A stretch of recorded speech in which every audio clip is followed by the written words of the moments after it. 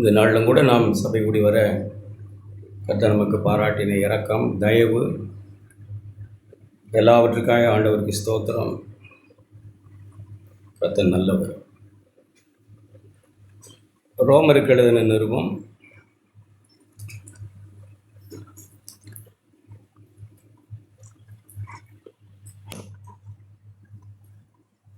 5ஆம் அதிகாரம்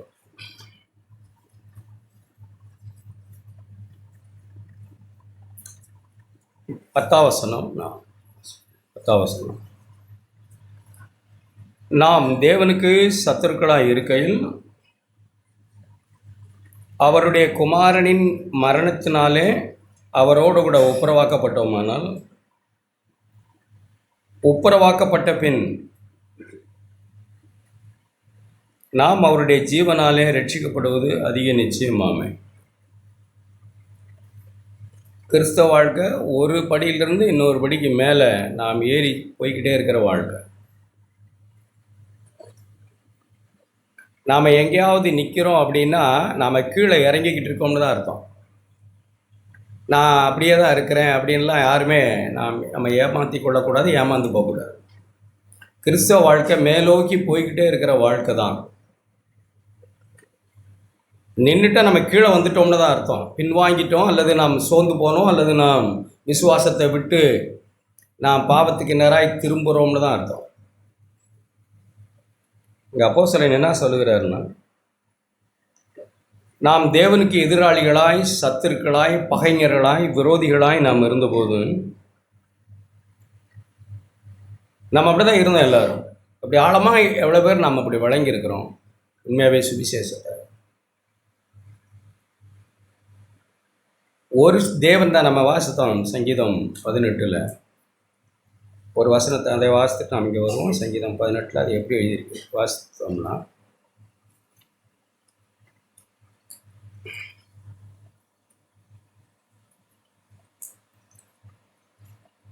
16 வசனம், 18-16.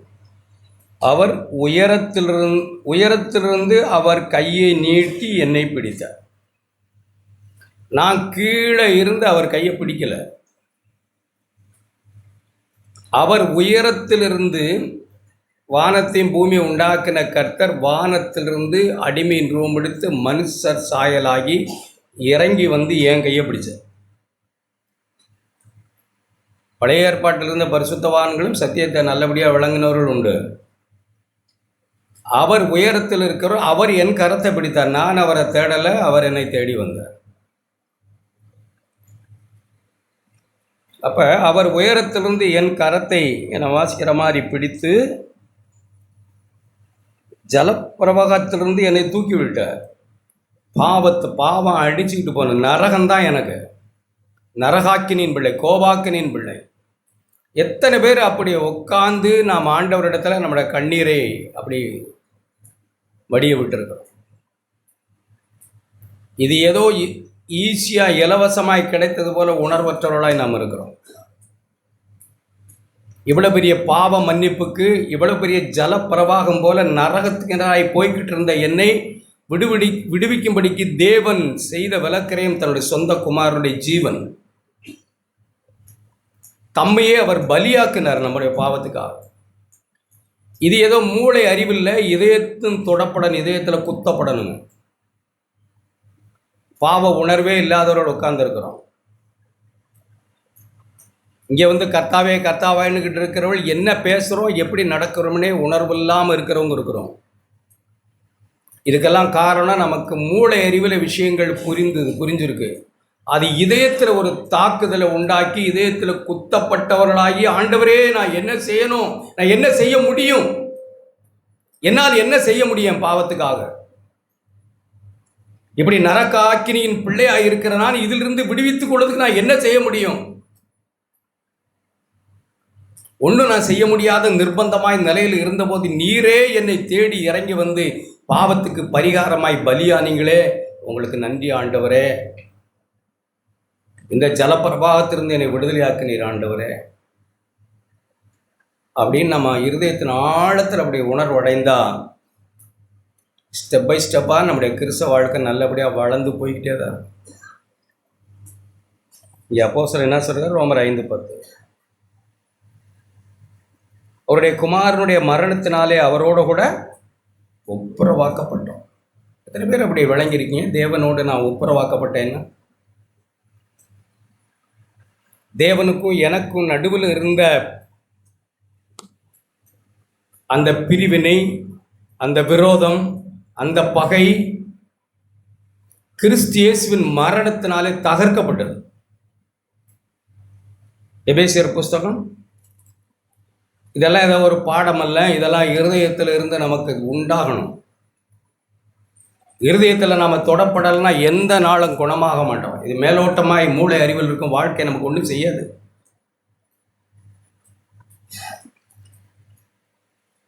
பதினாறாம் வசனம், 2ஆம் அதிகாரம் 14, எபேசியர் 2:14. பகையை சிலுவையில் கொன்றார் ஆண்டவர். பகையை தேவன் தம்முடைய குமாரனாகிய இயேசுவிலே அழித்தார். பாவத்தை தம்முடைய குமாரனை பலியிட்டு பாவத்துக்கு ஒரு பரிகாரம் உண்டு பண்ணினாங்க. இப்படி நான் தேவனோடு சமாதானம் பெற்றேன். எபேசியர் நம்ம ரோமர் 5ஆம் அதிகாரத்தில் நாம் வாசிக்கிறோம் எப்படி சமாதானம் பெற்றோம்னு. முதல் வசனம். அது 4ஆம் அதிகாரம் 25ஆம் வசனத்தோட சம்பந்தப்பட்ட விஷயம். அது நாம் சமாதானம் பெற்றோம், நீதிமானானோம் அப்படின்னா அது எப்படி ஆனேன், நான் என்ன நடந்ததுனால இந்த வாழ்வு எனக்கு உண்டானது. அவர் 25ஆம் வசனம் 4:25, அவர் என்னுடைய பாவங்களுக்காக சிலுவையில் ஒப்பு கொடுக்கப்பட்டார், மரணாக்கனிக்கு ஒப்பு கொடுக்கப்பட்டார். நான் நீதிமானாக்கப்படுவதற்காக தேவன் அவரை உயிரோடு கூட எழுப்பினார் மரணத்திலிருந்து. எனக்காக செலுத்தப்பட்ட பலி, எனக்காக பலியானாரே ஆண்டவர். எனக்காக செலுத்தப்பட்ட பலி அங்கீகரிக்கப்பட்டதுங்கிறதுக்கு ஒரு அடையாளம் தான் இயேசு உயிரோடு எழுப்பப்பட்டார். அதுதான் நமக்கு கிடைச்சிருக்கு நிச்சயம். இயேசு உயிரோடு எழுந்தார்னா அவர் உயிரோடு எழுந்து ஏதோ நிரூபிச்சாருங்கிறதல்ல. அவரோடு கூட அடக்கம் பண்ணப்பட்ட நான் அவரோடு கூட உயிரோடு எழுப்பப்பட்டு எனக்கு நிச்சயத்தை தந்தாங்க. உன் பலி அங்கீகரிக்கப்பட்டது. உனக்காக கிறிஸ்து செலுத்தின பலி அங்கீகரிக்கப்பட்டது. சமாதானமா போ. எலியா வானத்திலிருந்து அக்கினி இறக்கி அந்த பலிகள் எல்லாம் அக்கினி இறங்கி பட்சித்தது போல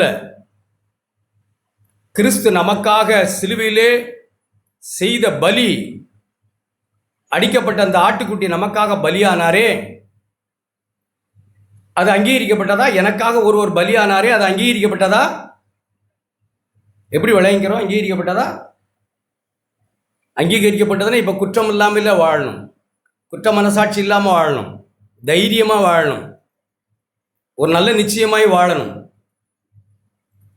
ஏன்னா எனக்கு பதிலாய் செலுத்தப்பட்ட பலி, தேவன் தம்முடைய குமாரன் மூலமாய் எனக்காக செலுத்தின பலி அங்கீகரிக்கப்பட்டதுங்கிறதை பிதாவானவர் அவரை மரணத்திலிருந்து உயிரோடு எழுப்பி நிரூபித்தார். அதை இவ்விதமாக 5:1 இப்படியெல்லாம் தேவன் ஒரு செயலை பலமாய் செய்தார் தம்முடைய குமாரன்ல. இதெல்லாம் மூளை அறிவல்ல. வருஷங்களாய் கேட்டுக்கொண்டது மந்தமாய் நாம் போகக்கூடாது.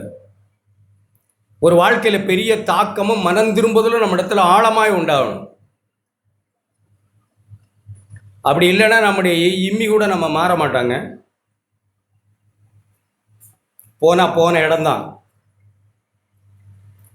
போன இடம் என்னடா போன இடம் அப்படி அலையிறன்னு கேட்குறாங்கல்ல, அது மாதிரி போன இடம் திரும்பி வர்றதில்ல, திரும்பி கொண்டு வரணும். ஞாயிற்றுக்கிழமை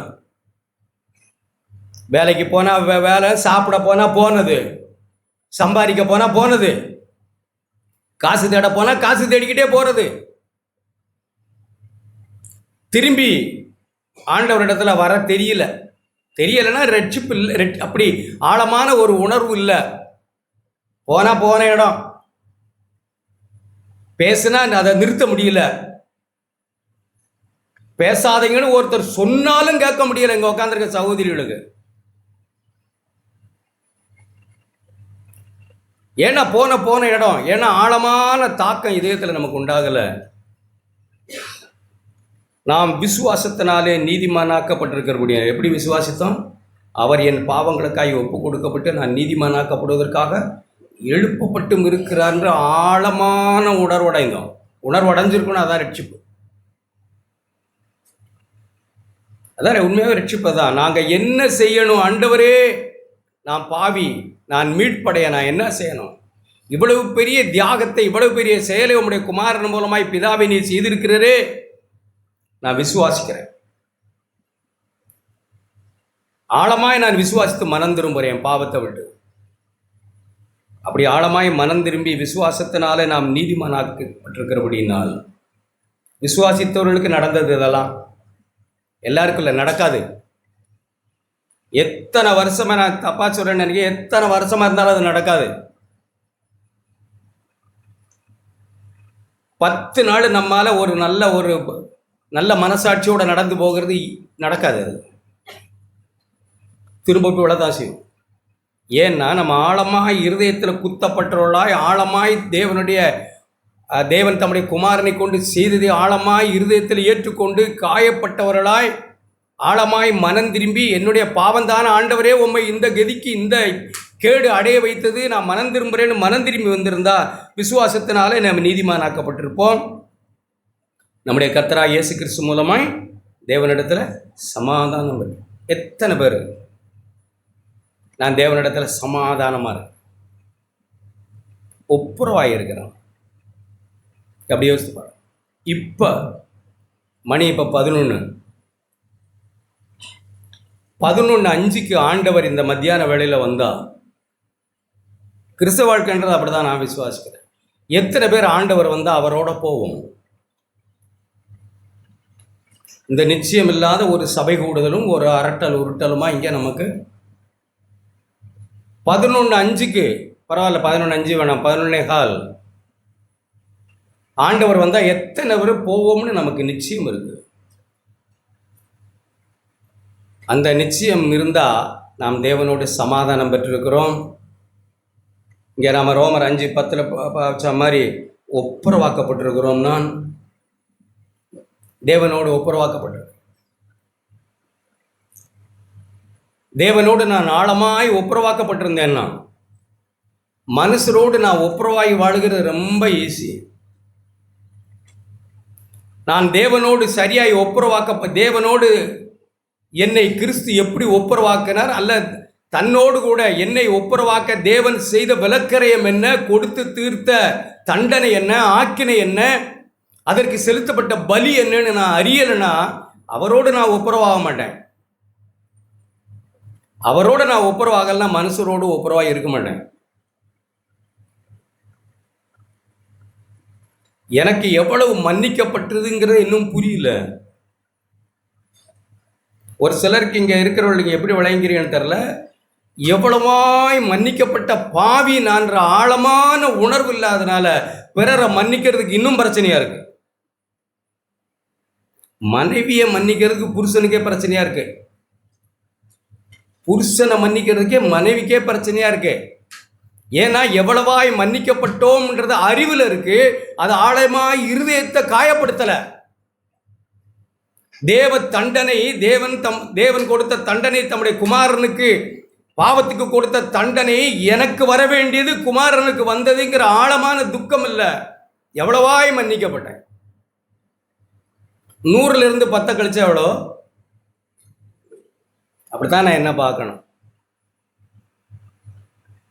யாரையோ சொல்றேன், அவங்க 10, நான் 100. 100 10 கழிச்சா 90 ஏன் தப்பு? என் கண்ணில் உத்தரம், இன்னொருத்தர் கண்ணில் துரும்பு. இதெல்லாம் யார் தான் உணர்வான்னு நினைக்கிறீங்க? பரிசேயர்களுக்கு எப்பவுமே தெய்வத்தை பார்க்க முடியாது, பாவிகளுக்கு எப்போதும் தெய்வத்தை பார்க்க முடியும். ஏன்னா அவங்க பாவத்தை ஆழமாக அவங்க உணர்றாங்க. தெய்வத்தை எப்பவும் பார்க்க முடியும். சிலுவையிலிருந்து கள்ளன் இயேசுவை தெய்வமாய் பார்த்துட்டாங்க. செத்த நாளில் வேதத்தை படித்து பெரட்டி பார்த்து பெரிய பெரிய காரியங்கள்லாம் செய்த ஆபிரகாமின் சந்ததி என்று சொன்ன மக்கள் முன்னாடி நின்று தெய்வத்தை பார்க்க முடியலை. அவர்களுடைய சுய நீதி தேவனை அவர்களை மறைச்சிருச்சு. அவர்கள் பார்த்ததெல்லாம் பாவிகளை, தெய்வத்தை அல்ல. பாவிகள் பார்த்ததெல்லாம் தெய்வத்தை, பரிசேயர்கள் பார்த்ததெல்லாம் பாவிகளை. இதுக்கெல்லாம் அடிப்படையான காரணம் தான் என்ன? நான் தேவனோடு ஒப்புரவாயிருக்கேனா? அது ஒரு ஸ்டெப்பு தான். என் பாவம் மன்னிக்கப்பட்டது, நான் தேவனுடைய பிள்ளை, அந்த நிச்சயமே இல்லாமல் உட்காந்துருக்கோம் இங்கே இருக்கிறோம். இன்னும் இப்போ சொல்லுங்கள், இப்போ அப்படி தான் யோசிக்கணும். இப்போ 11:15 ஆண்டவர் வந்துட்டால் எத்தனை பேர் போவோம்ன்ற ஒரு பரிசுத்த ஆவியானவர் நமக்கு ஒரு நிச்சயத்தையும் தைரியத்தையும் கொடுக்குறாங்க. இதை நாம் உண்டாக்குற தைரியம் இல்லை. நம்முடைய சீனியாரிட்டி, நம்முடைய நீதி, நம்முடைய பரிசுத்தம், நம்ம பல்ல கட்டிக்கிட்டு ஆண்டவருக்குன்னு வாழ்ந்த, இழந்த, கொடுத்த அந்த நீதியெல்லாம் இல்லை.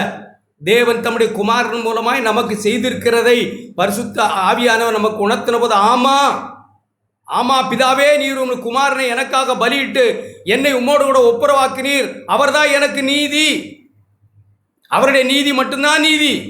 அவர் எவனை நீதிமான் என்று சொல்லுகிறாரோ அவன்தான் நீதிமான். நாம நீதிமான் சொல்லிக்கிறது இல்லை. அவர் யாரை நீதிமான் டெக்ளேர் பண்ணி இருக்கிறார், அவன்தான் நீதிமான்.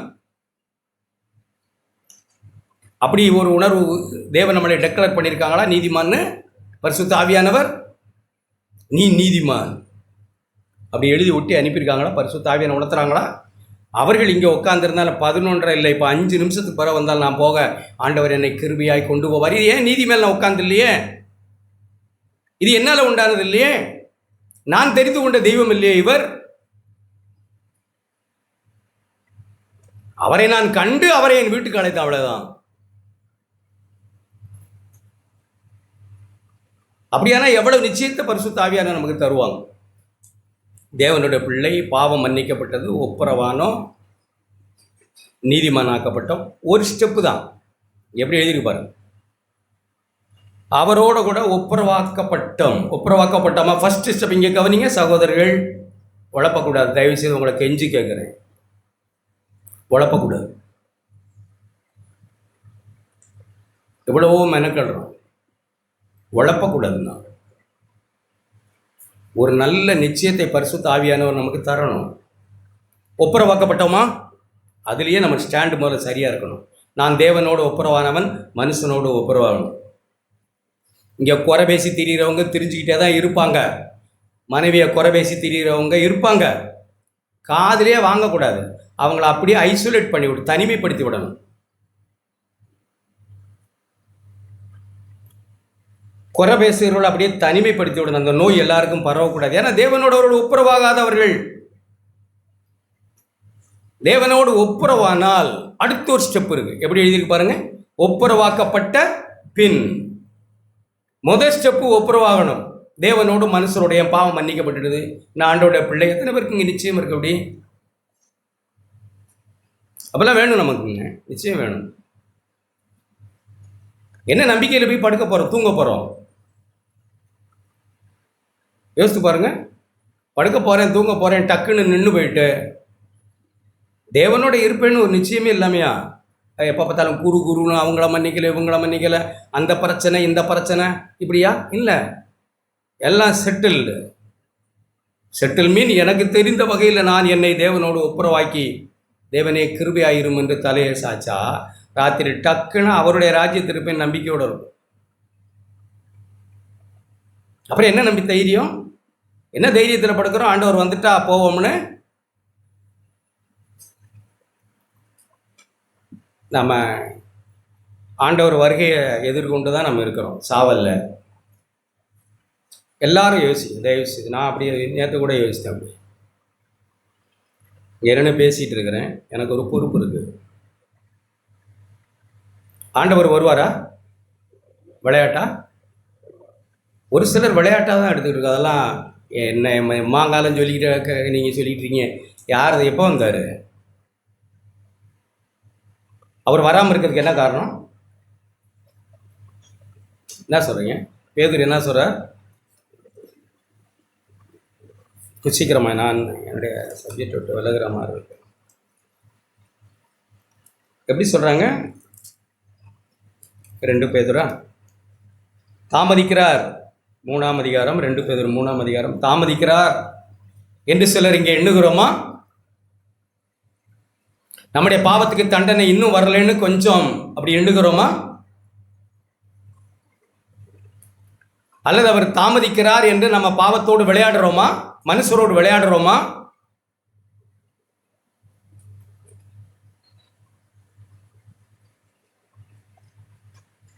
கர்த்தர் தமது வாக்குத்தத்தத்தை குறித்து தாமதமாய் இருக்க மாட்டார். அவர் சொன்னபடி எப்போ வருவேன்னு சொன்னாரு? அப்படி சொல்லலை இல்லை. அதனால அவருடைய வாக்குத்தத்தம் இன்னும் இருக்கு, அது நிறைவேறும். ஏன்னா நம்ம எல்லாம் கெட்டு போகாமல் எல்லாரும் மனம் திரும்பணும்னு பொறுமையா இருக்கிறார். இன்னும் பேதுரு அதே பேசுகிறதை பாருங்க.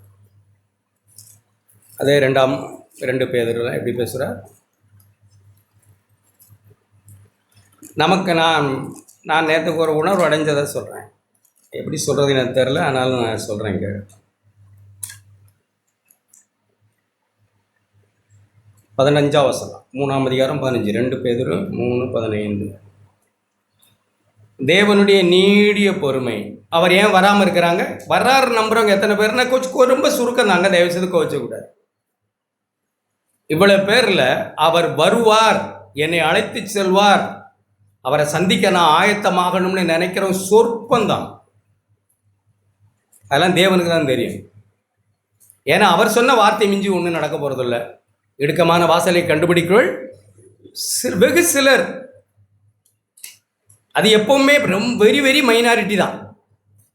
அதனால அதுக்கு மேலே நம்ம வாசலை திறந்தெல்லாம் பெருசாக ஒன்றும் சொல்கிறதுக்கு அவரே சொல்லிட்டாங்க. அதனால கொஞ்சம் தாம்னு சொல்கிறதுல எனக்கு ஒன்றும் பயப்படுத்தலை, வெக்கப்படலை. அதான் உண்மை. அதில் நான் இருக்கனால தான் கண்டுபிடிக்கணும். அப்படியானால் அப்படி இருக்கிறவனாக இருந்தால் தேவனை சந்திக்கவும் அவருடைய வருகையில் எடுத்துக்கொள்ளப்படணுமேனு நான் இருக்கிறவனாக இருந்தால் அவருடைய நீடிய பொறுமையை ரட்சிப்பு என்று நான் எண்ணுகிறேன்னா, ரட்சிக்கப்படணுங்கிறதுக்காக தான் தேவன் நீடிய பொறுமையாக இருக்கிறார். தேவனோடு மனுஷரோடு எப்போதும் ஒப்புரவாகி நல்லா இருக்கணும்னு தான் விரும்புகிறாங்க தேவன். அதனால தான் நீடிய பொறுமையார். அதை நான் ரட்சிப்புன்னு விளங்கிக்குவேனா? என்னை கரம் பிடித்து தேவன் தூக்குகிறார் என்று நான் விளங்கிக்குவேனா? என்னை மேலே ஏறி வா என்று இன்னும் தேவன் அழைக்கிறதா நான் அதை எடுத்துக்கொள்வேனா? அல்லது பாவத்தோடு விளையாண்டு சலுகையாய் நான் அதை அனுபவிக்கிறேனா? ரட்சிப்பு என்று எண்ணுங்கள்.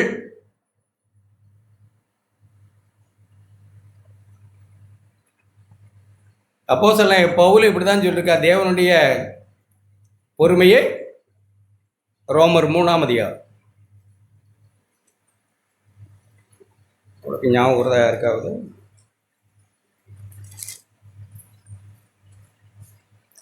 2ஆம் அதிகாரம். நாம் எல்லாரும் பாவிகள், கிருபையினால ரட்சிக்கப்பட்டவர்கள். நம்மை தேவனுடைய ஆவியானவர் சபைக்கு அழைத்து, பரவாயில்ல எவ்வளோ குறையோட தான் நம்ம வந்திருக்கிறோம், நம்மளை சரி செய்து நம்மை குணப்பட, நம்மளை ஞாபகப்படுத்தி, நம்மளை நெருக்கி ஏவி, நம்மளை உற்சாகப்படுத்தி நம்ம ரட்சிப்படையணும்னு அவருடைய மனம் தவிக்கத்தான் செய்யும். கோழி தன் குஞ்சுகளை சேர்க்கறது மாதிரி சேர்த்துக்கொள்ள அவருடைய மனது தவிப்பாதான் இருக்குது. என் ஜனம் வழி தவறுது, என் ஜனம் சரியாகணும், என் ஜனத்தை சேர்க்கணும், என் ஜனத்தை பரிசுத்தப்படுத்தணும். ஆண்டவருடைய ஆவியானவர் நமக்கு பின்னாடி செயல்பட்டு கொண்டே தான் இருக்கிறார். நம்முடைய இருதயத்துக்குள்ள என்ன சொல்கிறார்? தேவ தயவு 4ஆம் வசனம். தேவ தயவு நீங்களும் நானும் குணப்படும்படி உன்னை ஏவுகிறது என்று அறியாமல் இருக்கிறோம். அதான் பவுல் சொல்ற, அறியாமல். தேவனுடைய தயவு, அவருடைய நீடிய பொறுமை, அவருடைய சாந்தம், இவைகளை அசட்ட பண்ணிக்கிட்டு நான் இருக்கேனா அறியாமல்? கிருபைய காம விகாரத்துக்கு எதுவாய் புரட்டுகிறேனா? காசு உண்டாக்குற வழியாய் அதை பார்க்கிறேனா? கிருபையை குணப்படும்படி உன்னை நெருக்கி ஏவுகிறது என்று அறியாமல் அவருடைய தயவு, அவருடைய பொறுமை, அவருடைய நீடிய சாந்தம் இவைகளின் ஐஸ்வர்யத்தை அசட்டை பண்ணுகிறாயோ? அசட்டை பண்ண மாட்டேன் ஆண்டவரே, நான் அசட்டை பண்ண மாட்டேன் ஆண்டவரே. அசட்டை பண்ணுகிறாயோன்னு கேட்குறாங்க. என்ன பதில் சொல்ல போகிறோம்? பண்ண மாட்டேன் ஆண்டவரே, அவங்கள அசட்டை பண்ண. எத்தனை பேருக்கு அப்படி எதையும் இருக்கு? தேவனே, என்னை குணப்படும்படிக்கு நெருக்கி ஏவுகிற உங்களுடைய தயவு, நீடிய பொறுமை, சாந்தத்தை நான் அசட்டை செய்ய மாட்டேன் ஆண்டவரே, என் மேலே கிருபையாயிரு. அப்படி சொல்லலாமா? நம்ம படுக்கலையில், நம்ம தனிப்பட்ட நேரத்தில் என் மேலே கிருபையாயிரும் ஆண்டவரே, அசட்டை பண்ணிட்டேன், என்னை மன்னியும். நான் இனிமேல் அசட்டை பண்ண மாட்டேன் ஆண்டவரே, என் மேலே கிருபையாயிரும். அடுத்த வசனம், உன் மன கடினத்திற்கும் அசட்டை பண்ணிக்கொண்டே தொடர்ந்து பாவத்தோடு விளையாடிக்கொண்டு கிருபையை போக்கடிச்சுக்கிட்டு இருக்கிறியே, இவ்வளவு பெரிய கிருபையை, இவ்வளவு பெரிய பலியை, பாவமறியாத அவர் நமக்காக பாவமான அந்த அப்படி பலியாகி நமக்கு கொடுத்து இவ்வளவு விலையேறப்பட்ட ரட்சிப்பை மனக்கடினத்தினால் குணப்படாதபடி இருக்கிறியே, உன் இருதய அந்த மனக்கடினத்திற்கும் குணப்படாத இதயத்துக்கும் ஏற்றபடி தேவனுடைய கோபாக்கினை நாளிலே உனக்காக கோபாக்கினியை குவித்துக் கொள்கிறாயோ? மாட்டேன், இல்லை ஆண்டவரே, அப்படி செய்ய மாட்டேன் ஆண்டவரே, நான் செய்ய மாட்டேன் ஆண்டவரே. என் மேலே வர வேண்டிய கோபாக்கினை உங்களோட குமாரன் மேல் வந்தது. அல்லேலூயா. எத்தனை பேர் நீங்கள் அப்படி ஆழமாய் உணர்வுடைகிறீங்க? எனக்கு வர வேண்டிய ஆக்கினை உங்கள் குமாரன் மேல் வந்தது. நான் இருதயத்தை கடினப்படுத்த மாட்டேன் ஆண்டவரே.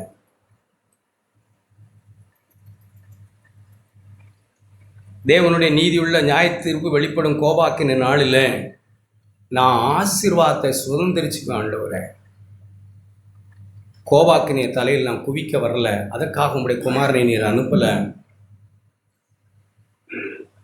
அப்படின்னு நம்ம ஆழமாய் மனம் திரும்பணுமா வேணாம்? நம்ம காலப்போக்கில் ஒரு குறிப்பிட்ட காலம் நம்ம ஓடி போய் பிள்ளைகள், இங்கே இருக்கிற பிள்ளைகள், நான் சொல்கிறேன் 36 வயசாச்சு என் மகனுக்கு, மூத்த மகனுக்கு. வேலைகள், பல வேலைப்பழு, பல காரியங்கள், அவர்களுக்கு பைபிள் படிக்கவோ ஒரு சபைக்கு போகவோ கூட நேரம் வாய்க்கலை. எனக்கு அவங்களிடத்தில் உட்காந்து நான் ஒரு சொற்பமான சம்பளத்தில், எனக்கு என்ன சொல்கிறேன், சொற்பமான சம்பளத்தில் ஆண்டவரே நீ செம்மையாக நடத்திட்டீங்கல்ல, இந்த பிள்ளைகள் வேலை ஓடி, ஒரு நாள் சென்னை, ஒரு நாள் ஹைதராபாத்து, ஒரு நாள் பெங்களூரு, அங்கே எங்கேன்னு ஆஃபீஸு வேலைன்னு அலையிறான். ஆளை பார்த்தா இப்படி போயிட்டான், என்னத்துக்கு இதெல்லாம் அப்படின்னு தோணும் தகப்பனுக்கு. ஆண்டவரே, ஒரு ஜெபத்தை பண்ணினேன் அப்படி, ஆண்டவரே என் நிமித்தம் என் மேலே பிள்ளை மேலே கிருபையாருன்னு சொன்னேன். ஒன்று நிமித்தமா பளீர்னு விழுந்த மாதிரி இருந்தது. இதெல்லாம் பழைய ஏற்பாட்டு மனுஷன் பேசுகிற பேச்சு. நீங்கள் 16ஆம் சங்கீதத்தை பாருங்கள், 18ஆம் சங்கீதத்தில் என் கைகளின் சுத்தத்திற்கும் என் இருதயத்தின் உத்தமத்துக்கும்னு அவங்க சொல்லிக்கிட்டு இருக்கலாம். நமக்கு என்ன உத்தமம், கையின் சுத்தம் அப்படின்னா அவர் வர வேண்டியதில்லை. அவர் வராததை பார்க்காதவர்கள் இதெல்லாம் சொல்லிக்கிட்டு இருக்கலாம். சட்டுன்னு எனக்கு ஒரு உணர்வை கொடுத்தா, உன்னிமித்தமா இவ்வளவு காலம் நீ பிரயாசப்பட்டு ஊழியம் செய்து இழந்து கர்த்தருக்குன்னு வாழ்ந்த இந்த கிரெடிட் நிமித்தம் உன் மகனுக்கு செய்யணுமா? முட்டாள், மதியட்டவனை, என்னை மன்னிச்சிருங்க ஆண்டவர் சொல்லுவான். என் ஜெபத்தை அப்படியே மாற்றினார் ஆண்டவர். ஆண்டவரே என் மேலே கிருபையாக இருந்தது போல, எனக்கு அழுகை ஆத்திரமாக போயிட்டு, என் மேலே கிருபையாக இருந்தது போல, என் மேலே தயவாக இருந்தது போல, என்னை மன்னித்தது போல, என்னை ஏற்றுக்கொண்டது போல எனக்கு செய்த தயவை என் பிள்ளைகளுக்கு செய்யுங்கப்பா. அவ்வளோதான். அப்பா ஆனந்தமாய் போயிடுச்சு மனசு. எனக்கு எப்படி, நான் எப்படி ரட்சிக்கப்பட்டேன்? கிருபையினால. ஓடி வந்த ஓட்டத்தில் என்னத்தை மறக்கிறோம் பாருங்க. நீதி அப்படி ஷீல்டாக பிடிச்சி நிற்கிறோம், தகர்த்து எரிஞ்சிருவாங்க ஆண்டவர். அது இல்லை நம்முடைய கேடயம். கிறிஸ்துவே நம்முடைய கேடயம், கிறிஸ்துவே நம்முடைய நீதி. அதற்கு பின்னே மறைஞ்சிருக்கிற பாவினா எனக்கு காண்பிச்ச தயவு, கிருபை, இரக்கம் பிள்ளைகளுக்கு காட்டினா போதும் ஆண்டவரேன்னு சொல்லிட்டு என் ஜெபம் கேட்கப்பட்டதுன்னு எனக்கு நிச்சயம் இருந்தது. இத்தனை பேர் நம்ம அப்படி யோசிக்கிறோம். இந்த தயவை, நம்முடைய நீதி, நம்முடைய பரிசுத்தம், நம்ம நகையை கழட்டி விட்டெறிஞ்சது, நம்ம பணத்துக்கு நம்ம ஓடினது, ஒடியாந்தது, ஊழியம் செய்தது, இதை நிமித்தம் செய்யுங்கன்னா நரகத்துக்கு இப்ப நினைச்சா கூட நரகத்துக்கு தானே நீ பாத்துறேன். இப்ப நான் சொல்றேன், இப்ப நினைச்சா கூட ஆண்டவர் என்ன நரகத்துக்கு போட தான் பாத்துறேன். என்கிட்ட என்ன இருக்கு? கிருபையினால் நிற்கிறோம். அல்லேலூயா. கிருபையினால, கிருபையினால இந்த உணர்வு இருக்கா? அல்லது நமக்கு காலப்போக்கில் நீதி நமக்கு முன்னாடி வந்துருச்சா? அகம்பாவம் வந்துருச்சா? மனக்கடினம், குணப்படாத இதயம், நியாய தீர்ப்பு நாளில் தப்பிக்கிறது கஷ்டம். ஏன்னா தேவனுடைய நீதியை நம்பாமல், அவர் இரக்கத்தை போற்றி புகழாமல், அவர் செய்த தயவை சிலுவையிலே காணாமல், நாம ஏதோ அங்கே இங்கே பிச்சு போட்டது மாதிரி செய்த ஒரு சில நீதிகள் நம்ம மண்டையை வீங்க வைக்குதுன்னா அதான் அடுத்த ஸ்டெப்பு போக முடியல. ஒப்புரவாக்கப்பட்ட பின், ரோமர் 5ஆம் அதிகாரம். ஒப்புரவாக்கப்பட்ட பின் ஒரு காரியம் நடக்கணும். இல்லை, நமக்கு ஒப்புரவானா மட்டும் போதாது. நாம் தேவனோட ஒப்புரவான, மனுஷரோட ஒப்புரவான அது மட்டும் போதாது. அங்கே இங்கே ஒரு சில காரியங்களை விட்டுட்டோம், அதை விட்டோம், இதை விட்டோம், ரைட், எல்லாம் ரைட், அது போதாது. அடுத்து என்ன? ஒப்புரவாக்கப்பட்ட பின் நம்முடைய வாழ்க்கையில் ஒன்று நடக்கணும். நான் தேவனுடைய பிள்ளை ஆன பின், பாவம் மன்னிக்கப்பட்ட பின், நீதிமான் ஆக்கப்பட்டேன் அறிந்த பின், சபைக்கு வந்த பின், ஞானஸ்நானம் எடுத்த பின், அதற்கு பிறகு ஒப்புரவாக்கப்பட்ட பின் எனக்கு ஒரு விஷயம் நடக்கணும். அது எப்படி எழுதியிருக்கு பாருங்க. ஒப்புரவாக்கப்பட்டோமானால் அதற்கு பின் நாம் அவருடைய ஜீவனாலே ரட்சிக்கப்படணும். அவருடைய வாழ்வுனாலே நம்ம வாழ்க்கை மாற்றப்படணும். அதை தேவன் தான் செய்திருக்கிற. நாம் ஒன்றும் புது வாழ்வு உண்டாக்கலை. ஒருவன் கிறிஸ்துவுக்குள் இருந்தால் புது சிருஷ்டியாய் தேவன் ஆக்கி இருக்கிறார். நாம புது சிருஷ்டியா ஒன்றும் ஆகலை. கல்லான இருதயத்தை அவர் எடுத்து சதையான இருதயத்தை தந்தார். தம்முடைய ஆவியை நமக்கு தந்தார். நம்மை முழுக்காட்டினார், கழுவினார், நம்மை சுத்திகரித்தார். தம்முடைய ஆவியை நமக்கு தந்தார். நான் செய்வேன் செய்வேன் என்று அவர் செய்தார். இப்ப நமக்குள்ள வந்த அவருக்குள் இருந்த ஜீவன், யோவான் சுவிசேஷத்தில் வாய்கிறார், அவருக்குள்ள இருந்த ஜீவன் மனுஷருக்கு ஒளிய. அவருக்குள்ள இருந்த ஜீவன் இப்ப எனக்கு வந்திருக்கு. அந்த ஜீவனை ஒரு ஜீவன வாழ்க்கை, லைஃப் ஆஃப் கிரைஸ்ட், கிறிஸ்துவின் வாழ்வு. அந்த வாழ்வை இப்போ பரிசுத்த ஆவியான போன காலங்களில் கூட நம்ம கேட்டோம். ஒரு திரையை விலக்கி என் கண்கள் காணாததை காணும்படிக்கு இயேசு கிறிஸ்து இந்த பூமியில் செய்த பெரிய காரியங்கள்லாம் நமக்கு அரிய பெரிய காரியங்கள்லாம் தெரியும். ஆனால் அவர் மறைக்கப்பட்ட 30 ஆண்டு கால வாழ்வு, 12 வயசில் ஆண்டவர் தேவாலயத்தில் பரிசேயரோடு பேசினார். அதுக்கு பிறகு 18 ஆண்டு காலம் அவர் எங்கே என்னன்னே தெரியாது. அந்த 18 காலம் என்ன நடந்தது? அப்படி 30 ஆண்டு காலம், 30 ஆண்டு காலம் ஒரு வாழ்க்கை தெய்வ பயத்தோடு இந்த பூமியில் மனுஷனாய், தச்சனாய், ஒரு பிள்ளையாய், ஒரு குடும்பத்தின் பொறுப்புள்ள பிள்ளையாய், சம்பாதிக்கிறவராய், சாப்பிடுகிறவராய், தூங்குகிறவராய், எத்தனையோ தெருவிலும் மக்களாலும் பலராலும் ஏச்சும் பேச்சும் அனுபவித்தவராய் இந்த பூமியில் நடந்தாரே ஒருவர். அவர் வாழ்ந்த பாவம் இல்லாத பரிசுத்த வாழ்வை எனக்கு தெரியாது.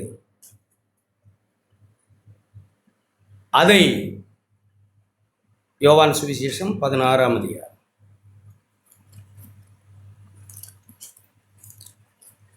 எத்தனையோ முறை வாசித்திருக்கிறோம். சகோதரனே, சகோதரியே, அவர் ஜீவனாலே நாம் ரட்சிக்கப்படணும். இது ஒரு ஸ்டெப்பு தான். ஒப்புரவாக்கப்பட்டது ஒரு ஸ்டெப்பு தான். நகையை கட்டினது ஒரு ஸ்டெப்பு தான். விளையாடக்கூடாது, ஏமாந்துடக்கூடாது. நம்ம யாராக இருந்தோம், ஓடுறேன், ஒடியாடுறேன், அது செய்கிறேன், இது செய்கிறேன், ஏமாறக்கூடாது. ஒரு ஸ்டெப்பு தான். ஒப்புரவாக்கப்பட்ட பின் என்ன எழுதி பாருங்க, 13ஆம் வசனம். சத்திய ஆவியாகிய அவர் வரும்போது சகல சத்தியத்துக்குள்ள உங்களை, உண்மை, சத்தியம்னா உண்மை, எங்கெல்லாம் உண்மை இல்லையோ அந்த பகுதியெல்லாம் அவர் உண்மையாய் மாற்றுவார். அப்படியே வச்சுக்கணும். எங்கெல்லாம் இருள் இருக்குதோ அங்கெல்லாம் ஒளியேற்றுவார், வெளிச்சம் உண்டாக்குவார். எங்கெல்லாம் சுத்தப்படுத்தாமல் இருக்கோ பகுதிகள் அங்கெல்லாம் சுத்தம். வாய் சுத்தம் இல்லாமல் இருக்கு, பேச்சு. சிலருக்கு வெளியில் சுத்தமாக இருக்கிற இதயம் முழுவதும் வீணாக இருக்கு. எங்கெல்லாம் சுத்தம் இல்லையோ, எங்கெல்லாம் பகுதிகளில் கபடி எங்கே இருக்கோ, நாக்குக்கு கீழே பாம்பின் விஷம் இருக்குதோ? சில சமயங்களில் நாக்கு பேசுகிற நல்லா தான் இருக்கான்னு அதுக்கு கீழே என்ன இருக்கும்? விஷம். நமக்கு தெரியாது. பரிசுத்த ஆவியானவர் தான் ஓ நாக்கு வாங்க பிரதர் இப்போ தான் உங்களை நினச்சிக்கிட்டு இருந்தேன்னு சொன்ன படுறா. அவர் யார் நினச்சிக்கிட்டு இருந்த? அதுக்கு கீழே விஷம் வச்சிருக்க பாரு. அந்த விஷத்தை யார் தான் சொல்றது? ஸ்தோத்திரம். எப்படி இருக்கு இதயம்? வாய் சிரிப்போடும் கை இருக்கு. இதயம் எப்படி இருக்கு? பரிசுத்த ஆவியானவர் அந்த இதெல்லாம் நமக்கு காண்பிக்கணும். எங்கெல்லாம் இருள் இருக்கோ, எங்கெல்லாம் வெளிச்சம் இல்லாமல் இருக்கோ, எங்கெல்லாம் கரை இருக்கோ, சகல சத்தியத்துக்குள்ளே நம்மளை எல்லா பகுதியும் நம்மளை வெளிச்சமாக்கணும். இப்போ எங்கள் வீடு இருக்குது, கரண்ட் எங்கே இல்லை, ஒரு லைட்டு போட்டால் எப்படி இருக்கும்? ஒரே ஒரு லைட்டு தெரியும் ஒரு ரூமில், அவ்வளோதான். வீடே வெளிச்சமாக இல்லையே? நம்முடைய வீடே வெளிச்சமாக இருக்கா? தேவனுடைய ஆலயம் நாமே வெளிச்சமாக இருக்கா? அல்லது அங்கே ஒன்று இங்கே ஒன்று ஒரு சில விஷயங்கள் அப்படி இப்படி வெளிச்சேர்த்து இருக்கா? முழுசும் சுத்தமாகத்தான் தேவன் யோசிக்கிறாங்க. அவர் தம்முடைய சுயமாய் பேசாமல் பரிசுத்த ஆவியானவர் தாம் கிறிஸ்துவை குறித்து கேள்விப்பட்டாரே அவை யாவையும் சொல்லி வரப்போகிற காரியங்களையும் குறித்து நமக்கு அறிவிப்பார். அவர் பரிசுத்த ஆவியானுடைய பெரிய வேலை, நாம் இதுவரையாக காணாத விஷயங்கள் திரைய விலக்கி இத்தனை ஆண்டு நமக்கு இயேசுவின் வாழ்விலே மறைந்த பகுதிகளை, அவர் வாழ்ந்த வாழ்க்கையை, இயேசு இருந்தால் எப்படி இருந்திருப்பார் அப்படிங்கிற ஒரு ஆழமான அறிவை, உணர்வை பரிசுத்த ஆவியான நம் உள்ளத்தில் தருகிறார். கிறிஸ்து இருந்திருந்தால் இந்த சூழலில் எப்படி நடந்திருப்பார்? இதை யார் தான் சொல்லிக் கொடுக்கணும்? புரியுதா இல்லையா? நம்ம போகிறது தானா? பரிசுத்த ஆவியானவர் தான் இயேசு இருந்தால் எப்படி இருந்திருப்பார் நமக்கு உணர்த்தணும், நம்மளை அப்படி நடக்க வைக்கணும். எப்படி சொல்கிறார்? அவர் என்னுடையதில் இருந்து எடுத்து அறிவிப்பதனால் என்னை மகிமைப்படும். இயேசுவிலிருந்து எடுத்து நமக்கு ஒன்றை அறிவிப்பார். நம்முடைய இருள் பகுதிகள், கிறிஸ்துவின் வெளிச்சமான பகுதிகள், அவருடைய பரிசுத்தம், நம்முடைய குறைவுகள், அதையெல்லாம் ஆண்டவர் பரிசுத்த ஆவியானவர் நமக்கு எடுத்து காண்பித்து இயேசுவை போல நம்மை மாற்றுகிறார். கிறிஸ்தவ வாழ்க்கை இப்படி இப்படி இப்படி ப்ராக்ரஸில் நம்ம போய்கிட்டே தான் இருக்கணும். ரோமருக்கு எழுதின நிருபம் 8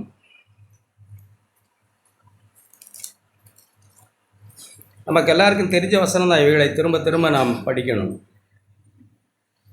6ஆம் அதிகாரம் 22ஆம் வசனம்.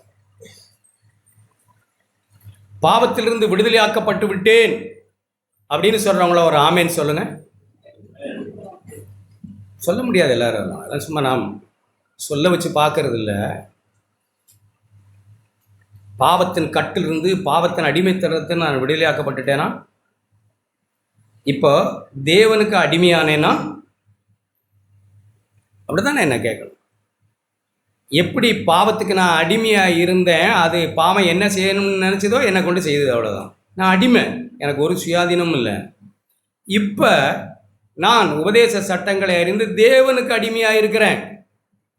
தேவன் என்ன செய்யணும்னு நினைக்கிறாரோ அவர் என்னை கொண்டு செய்ய அவருக்கு நான் அடிமையாக இருக்கிறேன். குறைவுகள் இருக்கலாம், ஆனால் இப்போ நான் ஒரு விஷயத்தை விளங்கிக்கணும். பாவத்துக்கு அடிமையாக இருந்த நான் இப்போ தேவனுக்கு அடிமையாக இருக்கிறேன். அடிமையாக இருக்கிறோமா?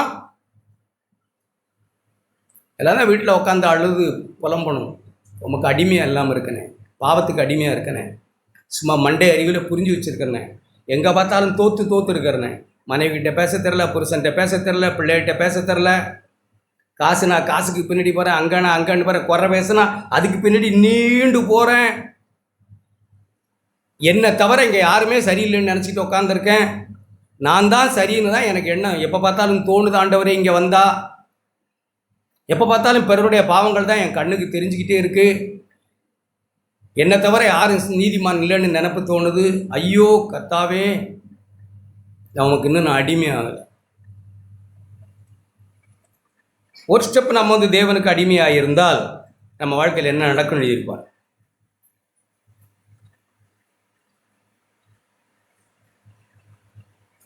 இதெல்லாம் பாஸ்ட் டென்ஸில் எழுதியிருக்கு, நாம் படிச்சுட்டு போக முடியாதுன்னு சொல்கிறேன். அடிமைகள் ஆனதுனால், அடிமைகள் ஆனோமா குற்றம் சொல்லலை, நம்ம உட்காந்து காரியங்களை யோசிக்க தான் செய்யணும். அடிமையாயிருக்கேன்னா பாவத்தின் எந்தெந்த பாவம் என்னை அடிமைப்படுத்தி வச்சுருக்கு, பண ஆசையா, பாலி இச்சையா, கோபமா, வெறுப்பா, கசப்பா, கவலையா, பயமா, எது என்னை அடிமைப்படுத்தியிருக்கு? மறுபடியும் பிறக்கலைன்னா நம்ம பண ஆசையிலிருந்து விடுதலை ஆக மாட்டோம், விருப்பமே வராது. அதில் சந்தேகமே இல்லை. மறுபடியும் பிறக்காத ஒருவருக்கு விடுதலையாகணும்னு விருப்பமே வராது. மறுபடியும் பிறந்த ஒருவருக்கு தான் விடுதலையாக வேண்டும் என்கிற விருப்பமாவது வரும். இப்படி நாம் விடுதலையாக்கப்பட்டோமானால் நம்மளை பாரு எப்படி எழுதியிருக்கு, பரிசுத்தமாகுதல் எனக்கு கிடைக்கும் பலன். பாவத்திலிருந்து விடுதலையாக்கப்பட்டு தேவனுக்கு அடிமையானோமா? அப்படியானால் எனக்கு கிடைக்கிற லாபம் என்னது? பரிசுத்தமாகிறேனா, ஆகிக்கிட்டே இருக்கிறேனா, ஒவ்வொரு நாளும் நான் பரிசுத்தம் கழுவிக்கொண்டே இருக்கிறேனா, சுத்திகரித்து கொண்டே ஆவியானவரால் சுத்திகரிக்கப்பட்டு கொண்டே இருக்கிறேனா? பரிசுத்த ஆவியானவர் இயேசுவை எனக்கு காண்பித்து என்னை கழுவிக்கொண்டே இருக்கிறாரா? என் வாழ்க்கை மாறிக்கிட்டே இருக்கா? மனம் புதிதாகிறதுனாலே மறுரூபம் ஆகிக்கிட்டே இருக்கனா? குறைவுகள் இருக்கலாம், குறைவுகள் எவ்வளவு நாள் இருக்கட்டும். ஆனாலும் பரிசுத்த ஆவியானவர் இயேசுவை எனக்கு காண்பித்து என்னை மறுரூபப்படுத்தி கொண்டே இருக்கிறாரா? இயேசுவை எனக்கு ஞாபகப்படுத்தி கொண்டே இருக்கிறாரா? நினைப்பூட்டுகிறாரா? ஆசையை தருகிறாரா? விருப்பத்தையும் செய்கியும் எனக்குள்ளே தருகிறாரா? நான் பரிசுத்தம் ஆகிக்கொண்டே இருக்கிறேன்னா முடிவு நித்திய ஜீவன். முடிவு நித்திய ஜீவன் தான்ங்கிறது எப்படி தான் விளையுங்கிறது? இப்போ நான் பரிசுத்தமாகிக்கொண்டே இருக்கிறேன். நாள்தோறும் பொழுதொரு மேனியுமா என்ற வாழ்க்கையில் பல மாற்றங்களை தேவன் செய்கிறார். நாம் ஒன்றும் பெறலை மல்லு கட்டிக்கிட்டு. நான் நம்பலை. அப்படி ஒரு வேத வார்த்தையை காட்டுறேன். 1 பேதுரு 1 அப்போஸ்தலன் பவுல் இப்படி பேசுகிறார்.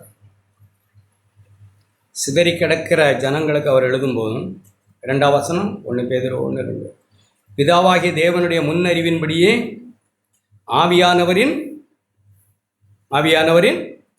கொஞ்சம் படிங்களேன்.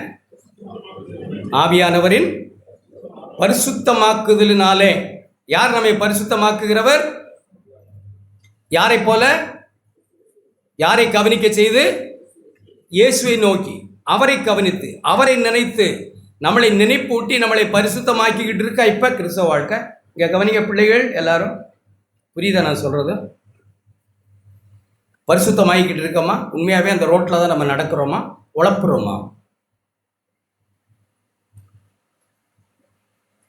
இந்த பரிசுத்தமாகுதல் நம்முடைய வாழ்க்கையில் நடக்கலைன்னா நமக்கு நிச்சயமே இருக்காது. ரட்சிக்கப்படுவது அதிக நிச்சயமாமேன்னு தான் 5:10 படித்தோம். அதிக நிச்சயம்னு யாரால் சொல்ல முடியும்?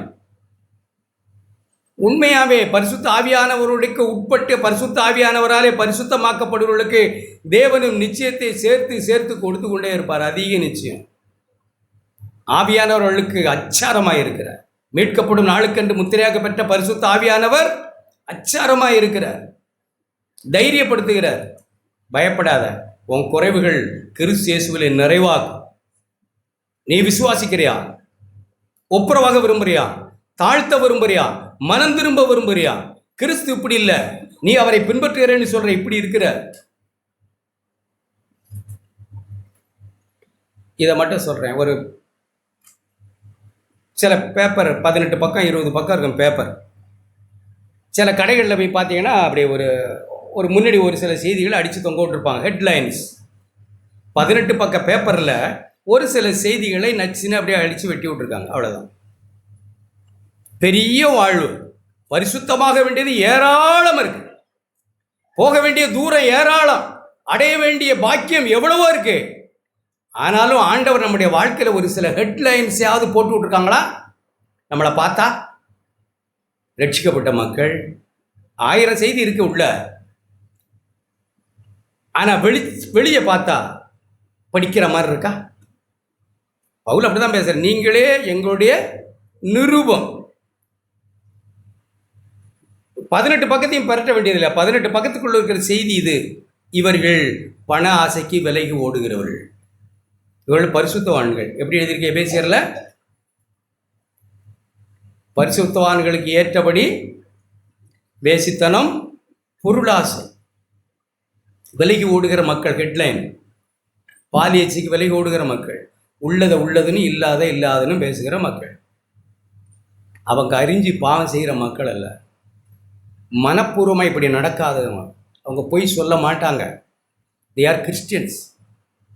அப்படி ஹெட்லைன் இருக்கா நம்மகிட்ட? இதுதான் மறுபடியும் பிறந்த ஒரு பிள்ளைகள் மேல் தேவன் ஒட்டி வைக்க விரும்புகிறது. அவங்க பொய் பேச மாட்டாங்க.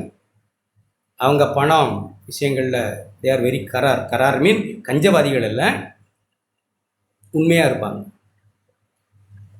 அவர் சிரித்து அந்த பொண்ணுக்கிட்ட பேசிக்கிட்டு இருந்தாரா? என்ன சார் சொல்கிறீங்க?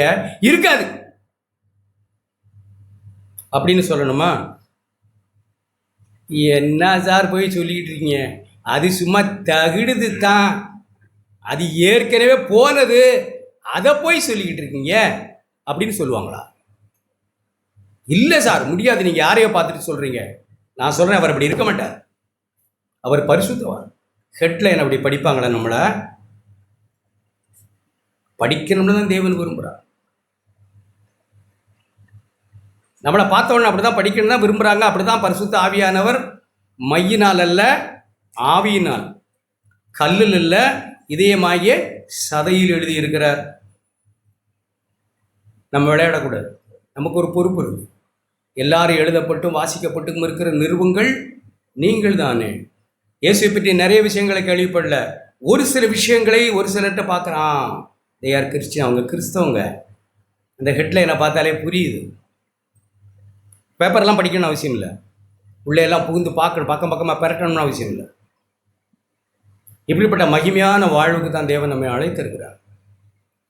அவர் வந்தது, ஒரே ஒரு வசனத்தை மட்டும் வாசிங்க. யோவான் 10ஆம் அதிகாரம் 10ஆம் வசனம்.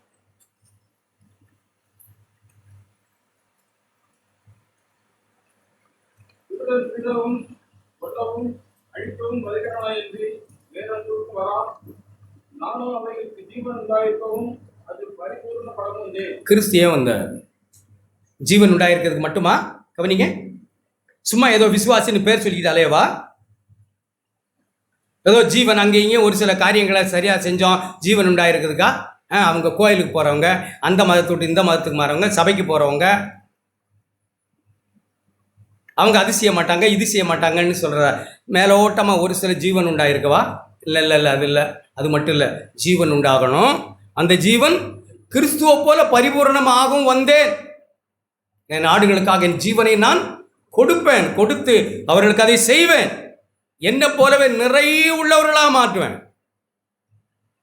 சபையினுடைய முழு தாற்பயம் அதுதான். கொலோசியர் புத்தகம் 1:27 என்ன எழுதியிருக்கு?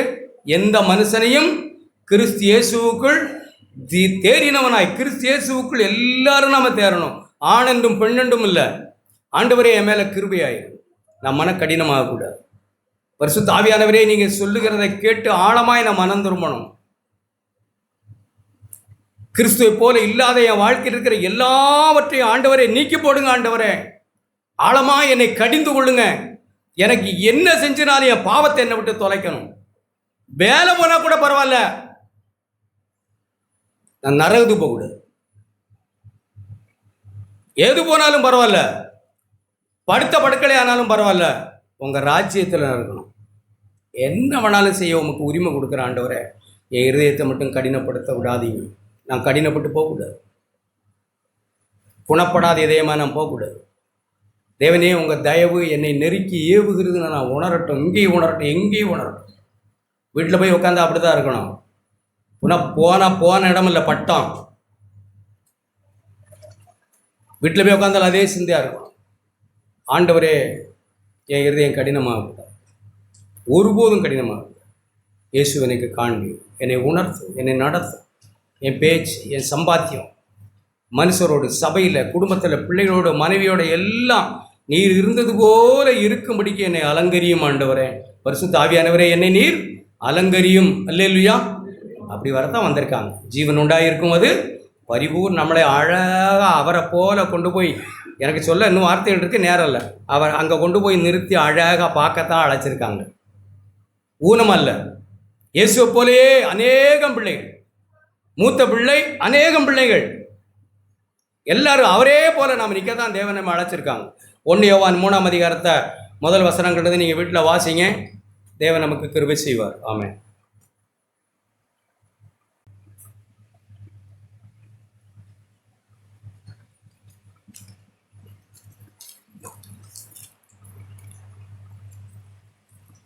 நாம் கேட்ட நல்ல வார்த்தைகளுக்காக நாம் யாவரும் ஆண்டவருக்கு நன்றியுள்ள இருதயத்தோடு நாம் வார்த்தைகளை கவனிப்போம்.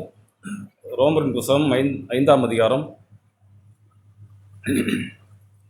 ரோமரின் புஸ்தகம் 5ஆம் அதிகாரம் 10ஆம் வசனம் நாம் கேட்டோம். நாம் தேவனுக்கு சத்துருக்களாய் இருக்கையில் அவருடைய குமாரனின் மரணத்தினாலே அவருடனே ஒப்புரவாக்கப்பட்டோமானால் ஒப்புரவாக்கப்பட்ட பின் நாம் அவருடைய ஜீவனாலே ரட்சிக்கப்படுவது அதிக நிச்சயமாமே. அமேன். மெய்யாகவே நாம் வசனத்தை நாம் தெளிவாக நாம் கண்களால் பார்த்தோம்னா நமக்கு அது ஒன்று புரியும். நாம் தேவனுக்கு சத்துருக்களாக இருக்கையில், நான் தேவனுக்கு பகைஞனாக இருக்கையில், நான் தேவனுக்கு விரோதியாக இருக்கையில், ஆண்டவரே நான் உமக்கு பிரயோஜனப்படாத மனுஷனாக இருக்கையிலே உம்முடைய குமாரனை நீங்கள் அனுப்பி, ஏதோ குமாரனை அனுப்பி அப்படி என்னை ரட்சிக்கல சொன்னது போல் அப்படி தாவீதை கரம் நீட்டி ஆண்டவர் கூப்பிடல. தன்னுடைய சொந்த சரீரத்தை சிலுவையிலே ஒப்பு கொடுத்து மரணத்தினாலே ஏதோ சிலுவையில் அப்படி டக்குன்னு ஆணி அடிச்சுலாம் இல்லைங்க. நாம் ஏசியா 53ஆம் அதிகாரத்தில் நாம் படித்து பார்த்தோம்னா தெரியும். என்னுடைய அக்கரங்களையும் நோய்களையும் ஆண்டவராக இயேசு சிலுவையிலே சுமந்து கொண்டார். தத்ரூபமாய் ஆண்டவர் என்னுடைய உங்களுடைய அக்கிரமங்களை சிலுவையிலே சுமந்தாருங்கிறத நாம் ஆழமாய் விசுவாசித்தோம்னா மெய்யாகவே நாம் சத்துருக்குள்ளாக இருந்ததுங்கிறது நமக்கு உணர்வு வரும். நாம் ஏதோ வந்துட்டோம் இன்னைக்கு, நமக்கு ஒன்றுமே புரியாமல் போயிடக்கூடாது. ஆண்டவரே நான் உம்முடைய ஜீவனாலே ரட்சிக்கப்படுவது அதிக நிச்சயம் ஆண்டவரே.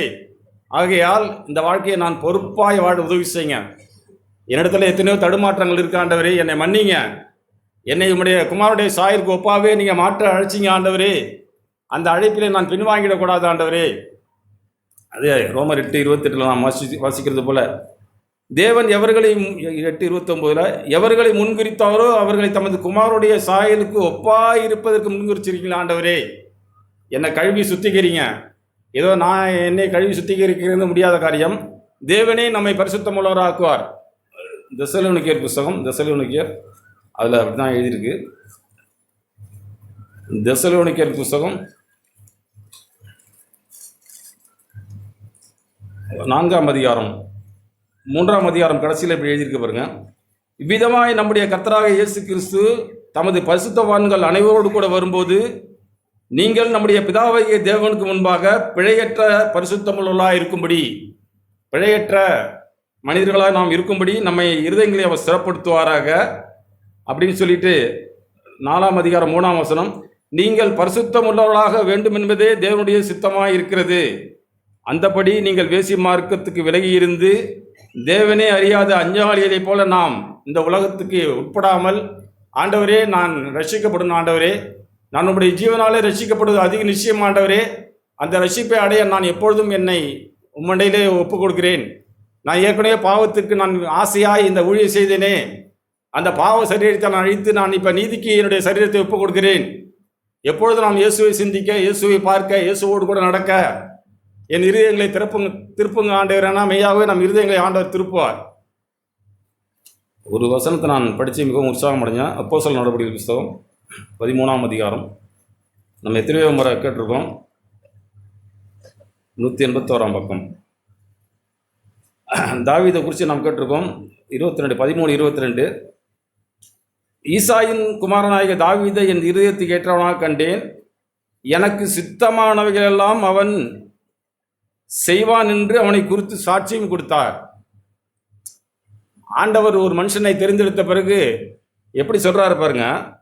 இருதயத்துக்கு ஏற்றவனாக கண்டேன், எனக்கு சித்தமானவைகளை எல்லாம் அவன் செய்வான். ஆண்டவர் தாவீதை குறித்து அப்படி நிச்சயமாய் செய்யறதுக்கு முன்னாடியே செய்வான்னு சொன்னார். ஆனால் நிச்சயமாகவே தாவீது செய்த பிறகுதான் தன்னுடைய ஆண்டோட இதயத்துக்கு போனார். தாவீது அதுக்கு முன்னாடி அப்படி இல்லைங்க.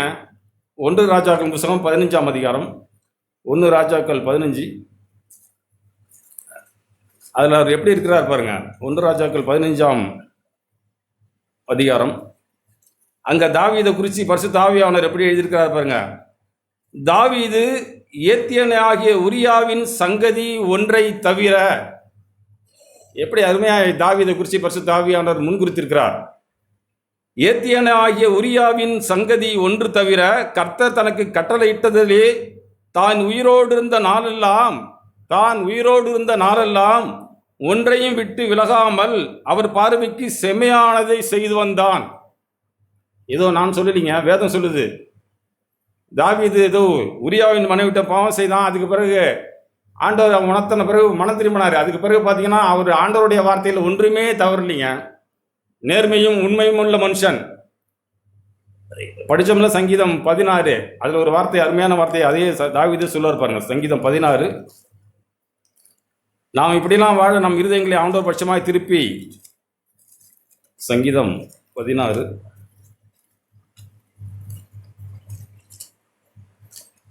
என்னை தூக்கிவிட்டார். 19 என்மேல் பிரியமாயிருந்த அப்படினாலே என்னை அவர் தப்புவித்தார். 21 கர்த்தருடைய வழிகளை கை கொண்டு வந்தேன், நான் என் தேவனுக்கு துரோகம் பண்ணினதில்லை. இதெல்லாம் பாவம் செஞ்ச பிறகு எழுதின சங்கீதங்கள். நான் என் தேவனுக்கு துரோகம் பண்ணினதில்லை, அவருடைய நியாயங்கள் எல்லாம் எனக்கு முன்பாக நிறுத்தினேன், அவர் முன்பாக நான் மன உண்மையாயிருந்து, யாருமே பார்க்காத அந்த தேவனுக்கு முன்பாய் மன உண்மையாயிருந்து, எதிராளி கையில் கிடச்சப்ப கூட ஆண்டவரே அவனை கொண்டு போடக்கூடாது, ஆண்டவரே உங்களுடைய நாமம் மயப்படணுமே, அவனை நீங்கள் தப்புவீங்கன்னு சொல்லி தன்னுடைய எதிராளிகள் சவுலுக்காக மன்றாடினா தாவீது. அதுபோல இயேசு கிறிஸ்து இந்த பூமியிலே வந்து உங்களையும் என்னையும் பிதாவினிடத்தில் கொண்டு போக ஆண்டவர் தம்முடைய சரீரங்களை ஜீவ பலியாக ஒப்பு கொடுத்தாருங்க. பிதாவின் சித்தம் செய்யவே ஆண்டவராக இயேசு கிறிஸ்து இந்த பூமிக்கு வந்தார். 4ஆம் அதிகாரம், யோவான் 4ஆம் அதிகாரம்,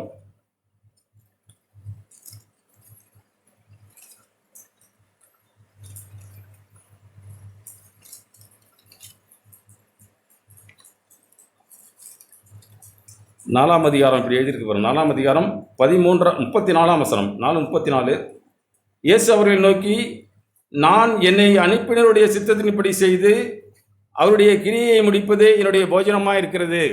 நான் என்னை அனுப்பின அந்த பிதாவின் சித்தத்தை செய்து, ஆண்டவராக இயேசு பிதா பூமிக்கு அனுப்பினது எல்லாமே நம்மை ரட்சிக்கவும், நம்முடைய பாவ அக்கிரமங்களை சுமந்து பிதாவின் சுபாவத்தை ஆண்டவராக இயேசு வெளிப்படுத்தவும் இந்த பூமிக்கு வந்து என்ன சொன்னாங்களோ அதை அப்படியே செய்தாருங்க.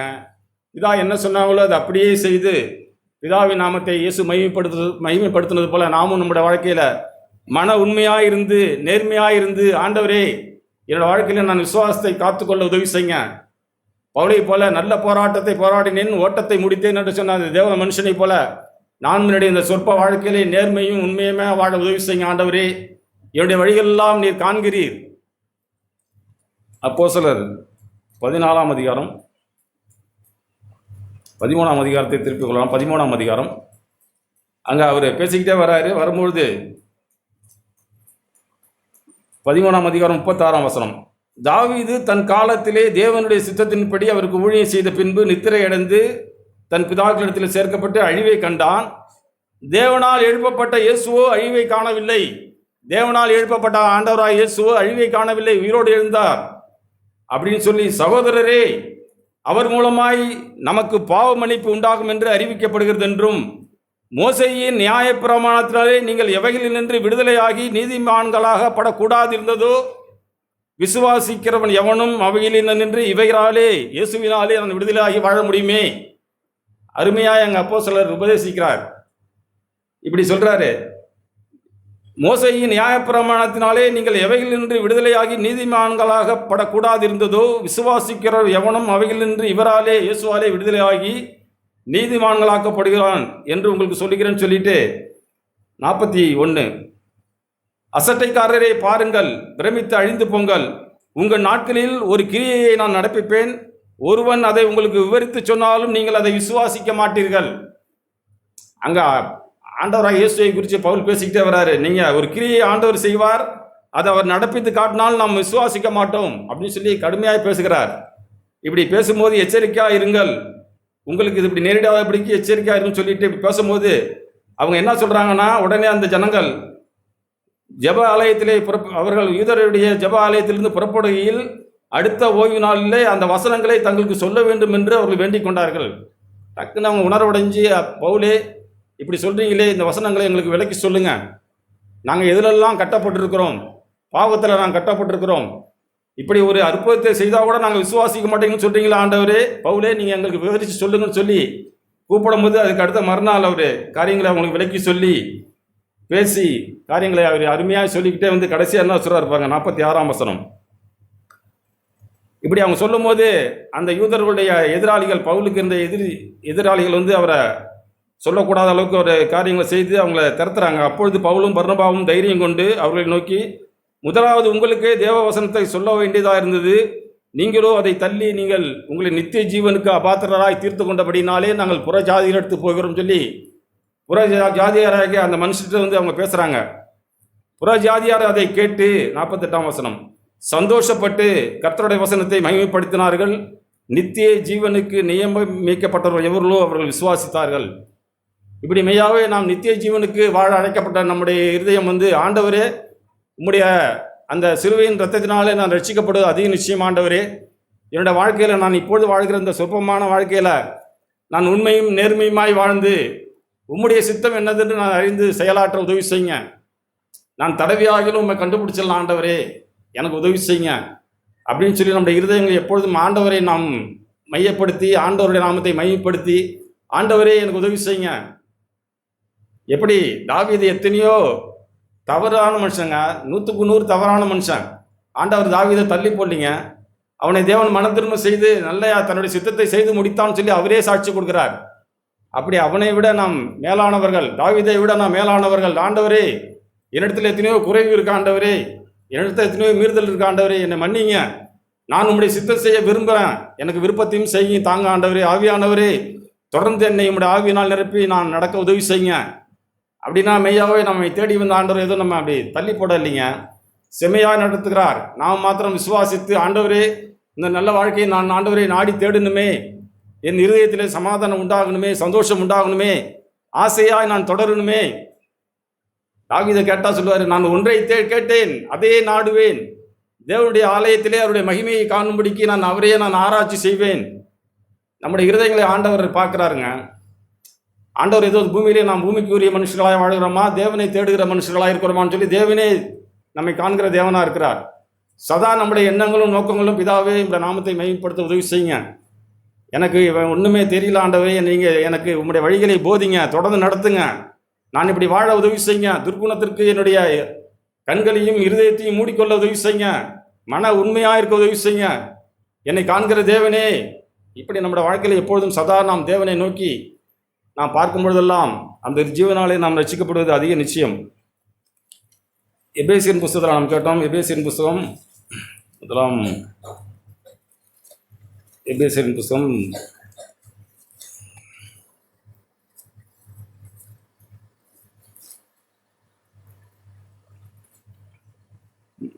1ஆம் அதிகாரம், எபேசியர் 1ஆம் அதிகாரம் 5ஆம் வசனம், பிரியமானவருக்குள் நாம் தாம் தமக்கு தந்திருந்த நம்முடைய கிருபையின் மகிமைக்கு புகழ்ச்சியாக தம்முடைய தயவுள்ள சித்தத்தின்படியே நம்மை இயேசு கிறிஸ்து மூலமாய் தமக்கு சுவீகார புத்திரராகும்படி முன்குறித்திருக்கிறார்.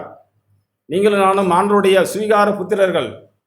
ஆண்டவர் தம்முடைய சொந்த ரத்தத்தை சிந்தி நம்மை ஆண்டவர் சுவீகாரமாய் பெற்றுக்கொண்டாருங்க. நாம் கிரயத்துக்கு கொல்லப்பட்ட மனுஷர்கள். ஆண்டவரே, நான் இனி பாவத்துக்கு ஊழியம் செய்யக்கூடாது ஆண்டவரே, நான் உங்களுக்கு அடிமையாக என்னை அர்ப்பணிக்கிறேன், நான் எனக்கே விருப்பமாய் வாழக்கூடாது ஆண்டவரே, என்னுடைய சரீரத்தை நான் ஆண்டவரை ஒடுக்கி கீழ்ப்படுத்த உங்களுடைய ஆவியை தாங்க. பரிசுத்த ஆவியானவரே, என்னை நடத்துங்க ஆண்டவரே, என்னை சத்தியத்திலே நடத்துங்க, நான் விருப்பமாக இதில் வாழ எனக்கு இன்னும் விருப்பத்தை உண்டாக்கி விடுங்க. இப்படியெல்லாம் நாம் ஆண்டவரை தொடர்ந்து நாம் இப்படி வாஞ்சியாய் விருப்பமாய் நாம் தேடும் பொழுதெல்லாம் தேவனுடைய ஆவியானவர் நமக்கு தம்மை வெளிப்படுத்துவாருங்க. நம்ம கடந்த நாளில் புதன்கிழமை பிரேயரில் நான் சொன்னது எப்படின்னா, அங்கே கல்லறை இடத்துல ஓடி போய் 10 சீஷருங்க போகிறாங்க, எல்லாரும் போகிறாங்க, போய் இயேசுவை பார்க்குறாங்க. இயேசு உயிரோடு எழுந்து போயிட்டாரு, எல்லாரும் போயிட்டாங்க அவங்க வேலையெல்லாம் பார்த்துக்கிட்டு. ஆனால் அங்கே போய் பொறுப்பாக இருந்து பார்க்க வேண்டியது அந்த சகோதரர்கள் தான். இயேசு சகோதரர்களோட கூட தான் இருந்து நான் உயிரோடு எழுந்திருக்கப்புறம் சொல்லி சதா பேசிக்கிட்டே இருந்தார். அவங்க அதெல்லாம் மறந்துட்டு போயிட்டாங்க. 20ஆம் அதிகாரம், யோவான் 20ஆம் அதிகாரம்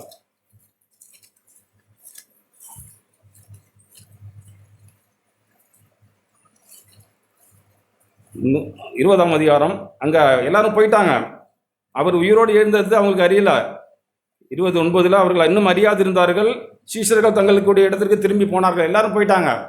கூட இருந்து இயேசு சொன்ன வார்த்தையின்படி அவர் உயிரோடு எழுந்துட்டாரே, அடுத்து நம்ம என்ன செய்யணும், இயேசுவை சந்திக்க நம்ம அவர் சொன்னபடியே அங்கே போகணுமே அப்படிங்கிற எந்த உணர்வுமே இல்லை. அவங்க போய் ஒரு அறைக்குள்ளே போய் தங்களை பூட்டிக்கிட்டு பயப்படுறாங்க. ஆனால் விசுவாசம் உள்ளவங்க அந்த சகோதரி மரியாள் அதிகாலையிலே இருட்டோடு எழுந்து வந்து ஆண்டவரை தேடணுமே, ஆண்டவரை சந்திக்கணுமே, தன்னுடைய தேவையை உணர்ந்து. எந்த ஒரு சகோதரியும் இருட்டோடு எழுந்து போய் கல்லறைக்கு போகிறதுங்களாம் சும்மா புருஷர்களே போக பயப்படுவாங்க, ஆண்களே போக பயப்படுவாங்க. அப்படியே காலையில் 3 மணிக்கு வடா சுடுகாட்டுக்கு போனால் யாரும் வரமாட்டாங்க. ஒரு சகோதரி அங்கே எத்தனை பேர் கூட போனாங்களோ தெரியல, தைரியமாய் போய் ஆண்டவரை சந்திக்கணுமேன்னு சொல்லி இவங்க போய் காரியங்களை செய்கிறாங்க. ஒரு வேலைக்காரன் வந்து பேசுகிறாரு, அது வேலைக்காரன் சொல்லி அந்த அம்மா இயேசுக்கிட்டே பேசுகிறாங்க. காரியங்கள் எல்லாம் போனாலும் அந்த அம்மா அந்த இடத்த விட்டே போலிங்க. மரியாள் கல்லறையின் அருகே வெளியே நின்று அழுது கொண்டே இருந்தால். நான் அதை படித்து எனக்கு மிகவும் உற்சாகம் அடைஞ்சுது. ஆண்டவரை சந்திக்கணுமே, ஆண்டவரை தேடணுமே, ஆண்டவரை பார்க்கணுமே. நேற்று வரைக்கும் நான் ஆண்டவரை சிறுவில் அரைந்து கல்லறையில் வச்சாங்களே, நான் ஆண்டவரை கண்ணால் பார்த்தனே. இன்னைக்கு கல்லறையில் வந்து ஆண்டவர் உயிரோடு எழுந்திருக்கிற அந்த ஆண்டவரை சந்திக்க வந்த அந்த ஆண்டவர் காணுமே. சதா அந்த அம்மா கல்லறைக்குள்ளே மறுபடியும் எப்படி இது பாருங்க, அழுது கொண்டு இருக்கையில் அவள் குனிந்து கல்லறைக்குள்ளே பார்த்து கொண்டே இருக்கிறாள். எல்லாரும் ஓடிப்போன இயேசுவை வெளியில தேடணும். ஆனால் இந்த சகோதரருடைய இதயத்திலே கல்லறைக்குள்ளே ஆண்டவர் வைத்த அந்த கல்லறைக்குள்ளே இயேசுவை பார்க்குறாங்க. அப்பொழுது அவருடைய சரீரம் வைக்கப்பட்டிருந்த இடத்திலே வெள்ளுடை தரித்த 2 தூதர்கள் தரிசனமாகி, சிறியே ஏன் அழுகிறாய், ஆண்டவர் மேலே இருக்கிறார், நீ திரும்பி பார் அப்படின்னு சொல்லி அங்கே ஆண்டவரை மரியாதையை உற்சாகப்படுத்துகிறாருங்க ஆவியானவர். தேவ தூதர்கள் உற்சாகப்படுத்துகிறாங்க. அதுக்கு பிறகுதான் பின்னாங்க அவர் திரும்பி பார்த்த உடனே சகோதரியை சொல்லி இயேசு சிறியை ஏன் அழுகிறாய்ன்னு சொல்லி தன்னை வெளிப்படுத்துகிறாருங்க. இப்படி ஒரு தீவிரமாய் வாஞ்சையாய், ஆண்டவரே நான் உண்மை தேடணும், ஆண்டவரே என்னுடைய வாழ்க்கையில் இருக்கிற கசடு, அழுக்கு, பொல்லாத சிந்தனைகள், எண்ணங்கள், துரோகங்கள் எல்லாம் என்னை விட்டு கழுவி சுத்திகரிங்க ஆண்டவரே. நான் மனம் திரும்ப விரும்புகிறேன் ஆண்டவரே, ஆழமாய் திரும்பிடுறேன். நான் இப்போ மனம் திரும்பி இருக்குன்னு சொல்கிறதெல்லாம் சும்மா மேலோட்டம். ஆண்டவரே ஆழமாக நான் திரும்பிடுறேன் ஆண்டவரே, என்னுடைய விருப்பமெல்லாம் உங்கள் மேலே இருக்கட்டும் ஆண்டவரே. அப்படி அந்த சகோதரி எல்லாம் முடிவு பண்ணி தான் கீழே பார்க்குறாங்க. ஆண்டவர் தன்னை வெளிப்படுத்துகிறாருங்க. 16ஆம் வசனம், இயேசு அவளை நோக்கி மரியாதை என்றார். காரியங்கள் சொல்லிட்டு, நீ போய் என்னுடைய சீஷர்களுக்கு சொல்லு. என்ன சொல்லு? நீ என் சகோதரத்திற்கு போய், நான் என் பிதாவினிடத்திற்கும் உங்கள் பிதாவினிடத்திற்கும் ஏறி போகிறேன். என்னுடைய தகப்பனுக்கும் உங்களுக்கும் தகப்பன், நீங்களாம் நம் சுவீகார புத்திரர்கள். நான் என்னோட தகப்பனை சந்திக்க போகிறேன், உங்கள் தகப்பனையும் நான் தான் சந்திக்க போகிறேன். நம்ம எல்லாம் ஒன்றா ஒரு நாள் இயேசுவோடு கூட அப்படி பிதாவை சந்திக்க ஆயத்தமாகிற அந்த கூட்டங்க. அதனால் நம்மளோட வாழ்க்கையில் எப்பொழுதுமே நாம் தைரியமாய், ஆண்டவரே என்னோடய வாழ்க்கையில் நான் பாவத்துக்கு இடம் கொடுக்கக்கூடாது ஆண்டவரே. நான் ஏற்கனவே நான் பாவம் செய்து அப்படி இப்படின்னு வாழ்ந்து துரோகம் பண்ணி ஏமாற்றி வஞ்சகமாய் பொய் சொல்லி தாவீதை விட மேலான காரியங்களை செய்து ஏமாத்தின மனுஷன் ஆண்டவரே, என்னை மனம் திரும்ப செய்யுங்க. என்னிடத்துல ஒரு சங்கதியுமே இருக்கக்கூடாது ஆண்டவரே. தாவீதை குறித்து கூட அவன்கிட்ட இப்படி உரியாவின் அந்த சங்கதின்னு சொன்ன அந்த வார்த்தை இடத்துல எடுபட்டு போயிடணும் ஆண்டவரே. என்னிடத்துல ஒன்றுமே இருக்கக்கூடாது ஆண்டவரே. உண்மை மாத்திரமே நான் மையப்படுத்த விரும்புகிறேன். எனக்கு உங்களுடைய வழிகளை போதிங்க ஆண்டவரே. ஆவியானவரே எனக்குள்ளாய் வாங்க. இன்னும் இடத்துல விருப்பமும் செய்யும் உண்டாகட்டும் ஆண்டவரே. நான் நம்மை கண்டுபிடிக்க எனக்கு உதவி செய்யுங்க என்று சொல்லி நம்ம ஒப்பு கொடுப்போம். தேவன் நமக்கு உதவி செய்வார்.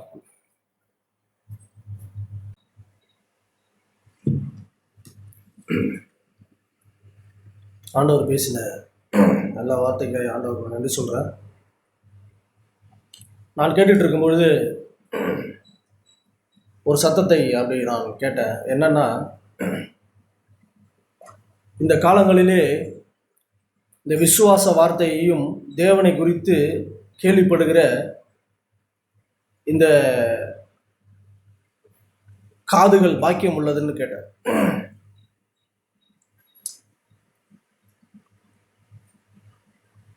ஏன்னா கிறிஸ்தவர்கள் அநேகர் பேர் இருக்கிறாங்க. ஆனால் தேவனை அறிய வேண்டிய பிரகாரமாய் அவர்தான் வழி அப்படின்னு தெரியாம எவ்வளவோ கிறிஸ்தவர்கள் அப்படி ஓடிக்கிட்டு இருக்காங்க. ஆண்டவர் நம்ம கேட்டது போல, ஆண்டவர் நம்மை குறித்து அவருக்கு ஒரு நம்பிக்கை இருக்குமா? நம்ம எவ்வளவோ வீழ்ச்சிகள், எவ்வளவோ சோர்வுகள், எவ்வளவோ பலவீனங்களாக இருந்தாலும் நம்மை குறித்து ஒரு தலைப்பு செய்தியாய் ஆண்டவர் நம்மை குறித்து ஒரு நம்பிக்கை ஆண்டவருக்கு உண்டா? பிதா கிறிஸ்து இயேசுவை பூமியில் அனுப்பி அவருடைய எல்லா ஊழியத்தையும் அங்கீகரித்து அவரை முத்திரித்தார். அதற்கு சாட்சிகளாய் அப்போஸ்தலர்கள் எழுந்து காரியங்களை எல்லாம் செஞ்சாங்க. ஆண்டவர் உயிரோடு எழுப்பி நமக்கு அவர் செய்ததை நாம் சுதந்திரித்து கொள்ளும்படிக்கு, நமக்கு பாவ உணர்வு வராதபடிக்கு தேவன் அவரை எழுப்பி இருக்கிறார்னு கேட்டோம். உண்மையிலே அதை கேட்ட காதுகள் பாக்கியம் உள்ளது. ஏன் அப்படின்னு சொன்னாக்கா, விசுவாசம் அப்படிதான் நமக்கு துவக்கப்பட்டு காரியங்கள் எல்லாம் நமக்கு அறிவிக்கப்படுது. நான் கேட்டுட்டு இருக்கும்பொழுது இப்போ நம் ரோமர் 5ஆம் அதிகாரம் 10ஆம் வசனத்தில்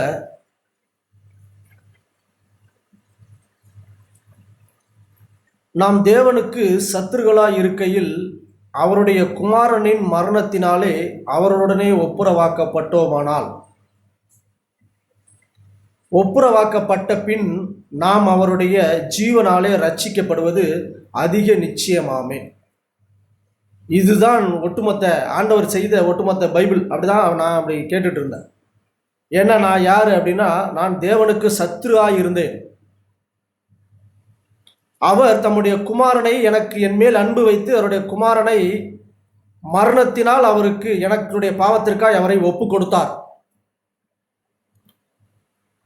அப்படி அவரை ஒப்பு கொடுத்ததினால் அதை நான் ஏற்றுக்கொண்டு விசுவாசித்த எனக்கு ஒப்பு கொடுக்கப்பட்ட பின் நான் அவருடைய ஜீவனாலே அவருடைய வாழ்வினாலே ரட்சிக்கப்படுவது அதிக நிச்சயம். அவ்வளவுதான்.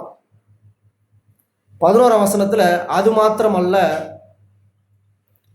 அதுவுமல்லாமல் இப்பொழுது ஒப்புரவாக்குதலை நமக்கு கிடைக்க பண்ணின நம்முடைய கர்த்தராகிய இயேசு கிறிஸ்து மூலமாய் நாம் தேவனை பற்றியும் மேன்மை பாராட்டுகிறோம். தேவன் யாருன்னு நமக்கு தெரியாது. அவரை ஒருபோதும் ஒருவனும் கண்டதில்லை. ஆனால் கிறிஸ்து தேவனை பிதாவை காண்பிக்கும்படிக்கு பூமிக்கு வந்து அவர் ஒரு வாழ்க்கை வாழ்ந்திருக்கிறாரே, அவரினாலே தேவனை நாம் பார்க்க வேண்டிய விதமாய் அப்படி சரியாய் பார்க்க குமாரனை பூமிக்கு அனுப்பினார். தகப்பனை காட்ட குமாரனால் மாத்திரம்தான் முடியும், வேற யாராலுமே முடியாது. அப்படி அப்புறம் ஒப்புரவாக்குதல், அவரோடு பிதாவோடு நம்மை ஒப்புரவாக்கின ஒரு சமாதான பிரபு, ஒரு ஜீவாதிபதி, புது உடன்படிக்கையின் மத்தியஸ்தர், நமக்காய் பரிந்து பேசுகிற, சப்போர்ட் பண்ணுகிற, நமக்காய் வழக்காடுகிற ஒரு நீதி உள்ள ஒரு நியாயாதிபதி கிறிஸ்து இயேசு. அப்படி ஒப்புரவாக்குதலை நமக்கு கிடைக்க பண்ணின நம்முடைய கர்த்தராகிய இயேசு கிறிஸ்து மூலமாய் நமக்கு ஒரு வாழ்க்கை கிடைச்சிருக்கே. ஃபர்ஸ்ட் வசனத்தில் வாசிக்கிறோம், இவ்விதமாய் நான் விசுவாசத்தினாலே நீதிமான்களாக்கப்பட்டிருக்கிறபடியால் நம்முடைய கர்த்தராகிய இயேசு கிறிஸ்து மூலமாய் தேவனிடத்தில் சமாதானம் பெற்றிருக்கிறோமே. இந்த வாழ்க்கைக்கு காரணர் ஒருவர் இருக்கிறார், அவர்தான் கிறிஸ்து. அவருக்குள்ளே நம்மளுடைய ஜீவன், அவர் நம்மை அப்படி மறைத்து வைத்திருக்கிறார் பிதாவை பார்க்கும்படிக்கு. அவர் நம்மை அவருக்குள்ளே ஒளித்து வைத்திருக்கிறார்.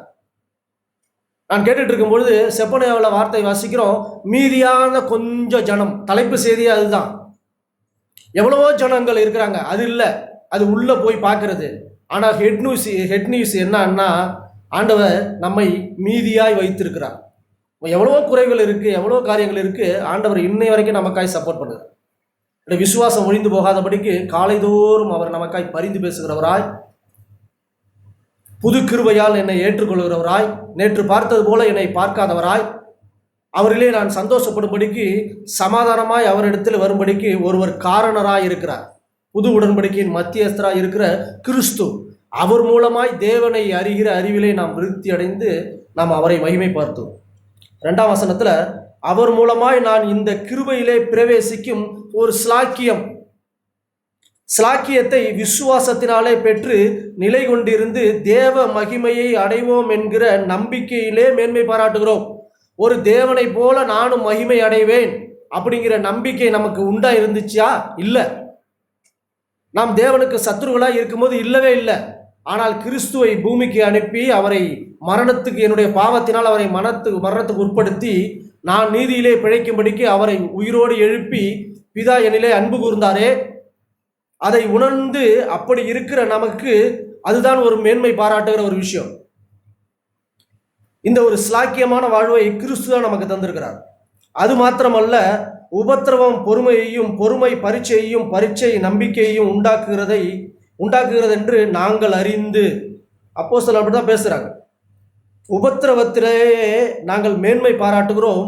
மேலும் நமக்கு அருளப்பட்ட பரிசுத்த ஆவியினாலே தேவ அன்பு நம்முடைய இருதயங்களில் ஊற்றப்பட்டிருக்கிறபடியால் அந்த நம்பிக்கை நம்மை ஒருபோதும் வெட்கப்படுத்தாது.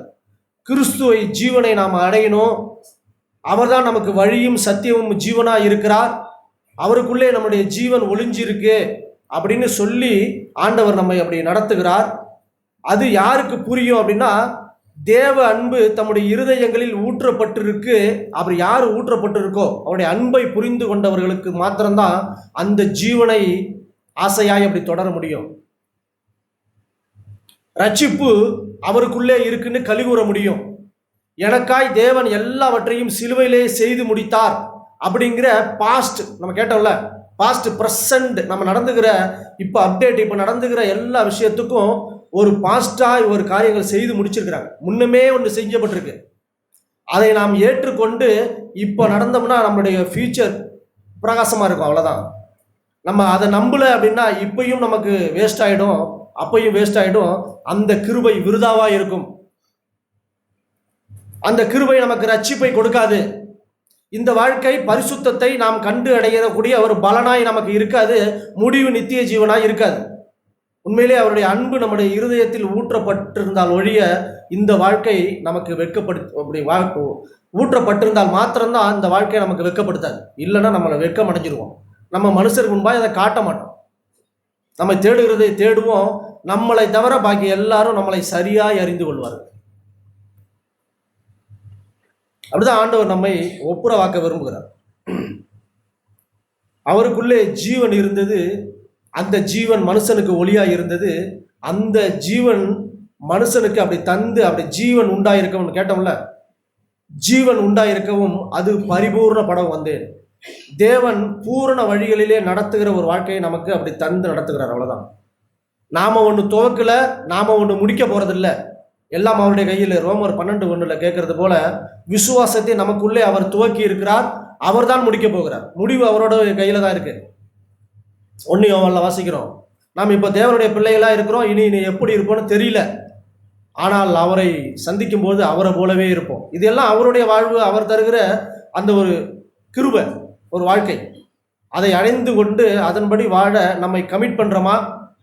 அப்படி கமிட் பண்ற ஒரு வாழ்க்கையை தேவன் நம்மை முத்தரிக்கிறாரா, அங்கீகரிக்கிறாரா? இல்ல ஆண்டவருக்கு அது கொஞ்சம் சலனமா இருக்கா?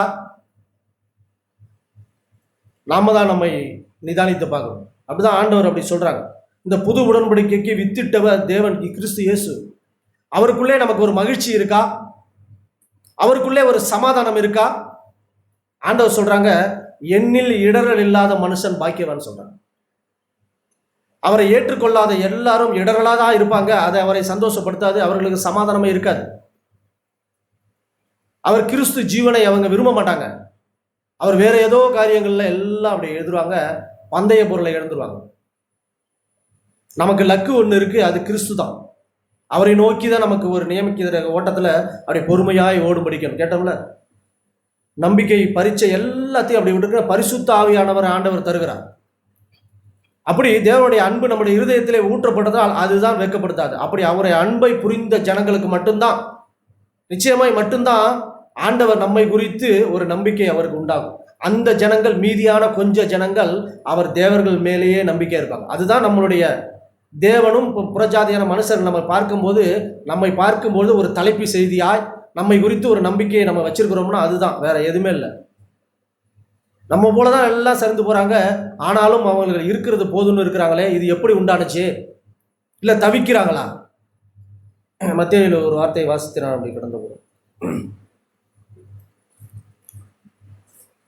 ஆண்டவருடைய ஜீவன் எப்படி இருக்கு அப்படின்னு புது உடன்படிக்கையை மலை பிரசங்கத்திலே ஆண்டவர் மத்தேயு 5ஆம் அதிகாரம் 6ஆம் அதிகாரம் 7ஆம் அதிகாரத்துல அப்படி விளக்கமாய் பேசி நான் இப்படிதான் இருக்கிறேன்னு சொல்றாங்க. அது நியாயப்பிரமாணத்தை தாண்டினதா இருக்கு. வெளியரங்கமாய் பார்க்கிற பல நீதிகளை உடைய நியாயப்பிரமாணத்தை தேவன் கிறிஸ்து மூலமாய் நமக்கு உள்ளே கொண்டு வந்து விட்டார். அதனாலதான் சொல்றாங்க, ஆண்டவர் ஒவ்வொரு வார்த்தையை சொல்லிட்டு பூர்வத்தாருக்கு உரைக்கப்பட்டது நான் உங்களுக்கு சொல்லுகிறேன். கோபம், கொலை, இந்த சத்தியத்தை கண்டு நாம் விசுவாசித்து வர்ற ஜனங்களுடைய காதுகள் பாக்கியம் உள்ளதுன்னு ஆண்டவர் சொல்றாங்க. அப்படிதான் ஆண்டவர் நடத்துறாங்க. தொடர்ந்து ஆண்டவர் இப்படி சொல்லிக்கிட்டே இருக்கும்பொழுது மத்தேயு 5ஆம் அதிகாரம் 44ஆம் வசனத்துல அநேக காரியங்களை சொல்லிக்கிட்டே வராங்க. நான் உங்களுக்கு சொல்லுகிறேன், உங்கள் சத்ருவை சிநேகியுங்கள், உங்களை சபிக்கிறவர்களை ஆசீர்வதியுங்கள், உங்களை பகைக்கிறவர்களுக்கு நன்மை செய்யுங்கள், உங்களை நிந்திக்கிறவர்களுக்காகவும் உங்களை துன்பப்படுத்துகிறவர்களுக்காகவும் ஜெபம் பண்ணுங்கள். நம்முடைய வீட்டிலேயே வழக்கு இருக்கும்போது இதெல்லாம் நம்மளால செய்ய முடியுமா? நிச்சயமா முடியாது. நான் ஒரு வீட்டுக்கு போயிருக்கிறேன், ரொம்ப நாளுக்கு முன்னாடியே போயிருக்கிறேன், அடிக்க ஒரு தடவை கூட போயிருக்கேன். அவங்க வீட்டு நிலையில வந்து உங்கள் சத்துருவை சிநேகிங்கள் இருக்கு போட்டிருக்காங்க, வசனம் எழுதி ஒட்டியிருக்காங்க. ஆனா இன்னை வரைக்குமே அவங்க வீட்டில் பிரச்சனைங்கிறதுக்காக சொல்ல வரல. அந்த பிரச்சனை எல்லாம் என்னன்னாக்கா, அங்க பக்கத்துல உள்ளவங்க எல்லார்ட்டையும் அவங்களுக்கு சண்டை பிரச்சனை, சமாதானமா ஒருத்தவங்க கூட இல்லை. ஆனா வசனம் மட்டும் பெருசா இருக்கு. ஆண்டவர் வார்த்தையிலே அப்படி மகிமைப்படுறது இல்லை, வாழ்க்கையிலே மகிமைப்பட விரும்புகிறார். நீ வசனமே ஒட்ட வேணாம், நான் என்ன சொல்றேன்னா அப்படிதான் இருக்கணும். எங்க வீட்டுல நடுகாலில் ஒரு வசனம் வச்சிருக்கிறேன் நான், மனுஷர் பேசும் வீணான வார்த்தைகள் யாவையும் குறித்து நியாய தீர்ப்பு நாளிலே கணக்கு ஒப்புவிக்க வேண்டும் அப்படின்னு. அதை ஒவ்வொரு வாட்டியும் பார்க்கும்போது எனக்கு அப்படியே ஆண்டவர் உணர்த்தி தான் ஒரு சில காரியங்களை அப்படி டீல் பண்ண வைக்கிறாங்க. எவ்வளவோ மீறுதல் இருக்கு, எவ்வளவோ காரியங்கள் இருக்கு, ஆனாலும் அந்த வார்த்தை ஒவ்வொரு நாளும் என்னை உணர்த்துது. உம்முடைய இருதயத்தை தந்து என்னை ஆசீர்வதிங்க ஆண்டவரே, உம்மை போல மாறணும். பரிசுத்த ஆவியானவர் அவரிலிருந்து எடுத்து என்ன சொல்றா, இந்த சூழ்நிலையிலே கிறிஸ்து இயேசு இருந்தால் எப்படி காரியங்களை பார்த்துருப்பாங்க, எப்படி செஞ்சிருப்பாங்க, எப்படி பேசியிருப்பாங்க, எப்படி நடந்திருப்பாங்க. அதுதான், வேற ஒன்றும் இல்லை. அதற்கு மிஞ்சினது எல்லாம் ஆண்டவர் நம்மகிட்ட கேட்கவே மாட்டாங்க. அவர் நல்லவர். அதுதான் ஆண்டவர் நம்மை ஆசீர்வதிக்கிறாங்க. உங்க சத்ருவை நீங்க சிநேகிங்க. அப்படி சத்ருன்னா ஏதோ மனுஷர்களை மாத்திரம் இல்ல, அப்படியே நமக்கு வீட்டில் இருக்கிற நமக்கே நம்மையே நம்முடைய காரியங்களை நமக்கு எதிரடையா இருக்கிற எல்லாத்தையும் ஆண்டவர் அப்படியே நம்மை அவருடைய வழிகளிலே நடத்த விரும்புகிற எல்லாத்தையும் அவருக்குள்ளே சிறைப்படுத்தி, அதை எப்படி சொல்றதுன்னு தெரியல, ஆண்டவர் அப்படிதான் நம்மை நடத்துறார். ஏதோ சத்ருன்னா ஏதோ அப்படி பெருசா வெளியில இல்லை, அப்படிலாம் இல்லை. நமக்குள்ளே நம்ம உலாவுகிற, நம்ம நடந்து போகிற விஷயங்களே நம்ம உரசுகிற, நம்ம பார்க்கிற. உங்களை சபிக்கிறவர்களே நீங்க ஆசீர்வதிங்க, உங்களை பயங்கர நன்மை செய்யுங்க, உங்களை துன்பப்படுத்துறதுக்காக நீங்க ஜெபம் பண்ணுங்க. இப்படி செய்வதனால் நீங்கள் பரலோகத்தில் இருக்கிற உங்கள் பிதாவுக்கு புத்திரராய் இருக்கிறீர்கள். ஒரு பிள்ளையாய் நான் பிள்ளை, பிதாவுக்கு நான் பிள்ளை, நீங்களும் என்னுடைய இளைய பிள்ளை, அப்படி சகோதரர்களாய் இருக்கும்படி, என்னுடைய சகோதரர்களாய் நீங்க இருக்கும்படிக்கு ஒரு சில ஆலோசனையை சொல்றேன்னு ஆண்டவர் சொல்லி நம்மை நடத்துறாங்க. அவர் எப்படி இருக்கிறாங்கன்னு குமாரன் கிறிஸ்து காட்டுறார். அவர் தீயோர் மேலும் நல்லோர் மேலும் தமது சூரியனை உதிக்க பண்ணி நீதி உள்ளோர் மேலும் அநீதி உள்ளோர் மேலும் மழையை பெய்ய பண்ணுகிறார். அப்படியே சொல்லிட்டு 48ஆம் வசனத்துல ஆகையால் ஆண்டவர் சொல்லி அவர் சொல்ற வார்த்தை என்ன, ஆகையால் பரலோகத்தில் இருக்கிற உங்கள் பிதா பூரண சற்குணராய் இருக்கிறது போல, ஒரு பரிபூரணம், ஒரு முழுமை, முழு இருதயத்தோடு, முழு ஆத்மாவோடு, முழு பலத்தோடு, முழு சிந்தையோடு அவரிடத்தில் அன்பு கூறுகிறவர்களை ஆண்டவர் இன்னைக்கும் அங்கீகரிக்க விரும்புகிறார். அப்படி வருகிற மனசு, நம்ம அடிக்க ஒரு தடவை கேட்கிறோம், நம்முடைய கோல், நம்மளுடைய லக்கு, நம்முடைய நோக்கம் ஒருவேளை சிரிப்பாகலாம். ஆனா நம்முடைய நோக்கத்தை அறிந்த கிறிஸ்து நம்மை புரிந்து கொள்வாரா? நம்மை குறித்து அவருக்கு ஒரு நம்பிக்கை இருக்குமா? அப்படிதான் நம்மை ஆண்டவர் நடத்த விரும்புகிறார். அவர் சொல்லுகிற வார்த்தை, அவர் பிதா பூரண சற்குணராய் இருக்கிறது போல நீங்களும் பூரண சற்குணராய் இருக்க கடவீர்கள். அப்படி இருந்து தேவனுடைய நாமத்தை மகிமைப்படுத்துவோம். ஆண்டவர் தாமே நமக்கு உதவி செய்வார் என்ற நம்பிக்கை இருக்கிறது.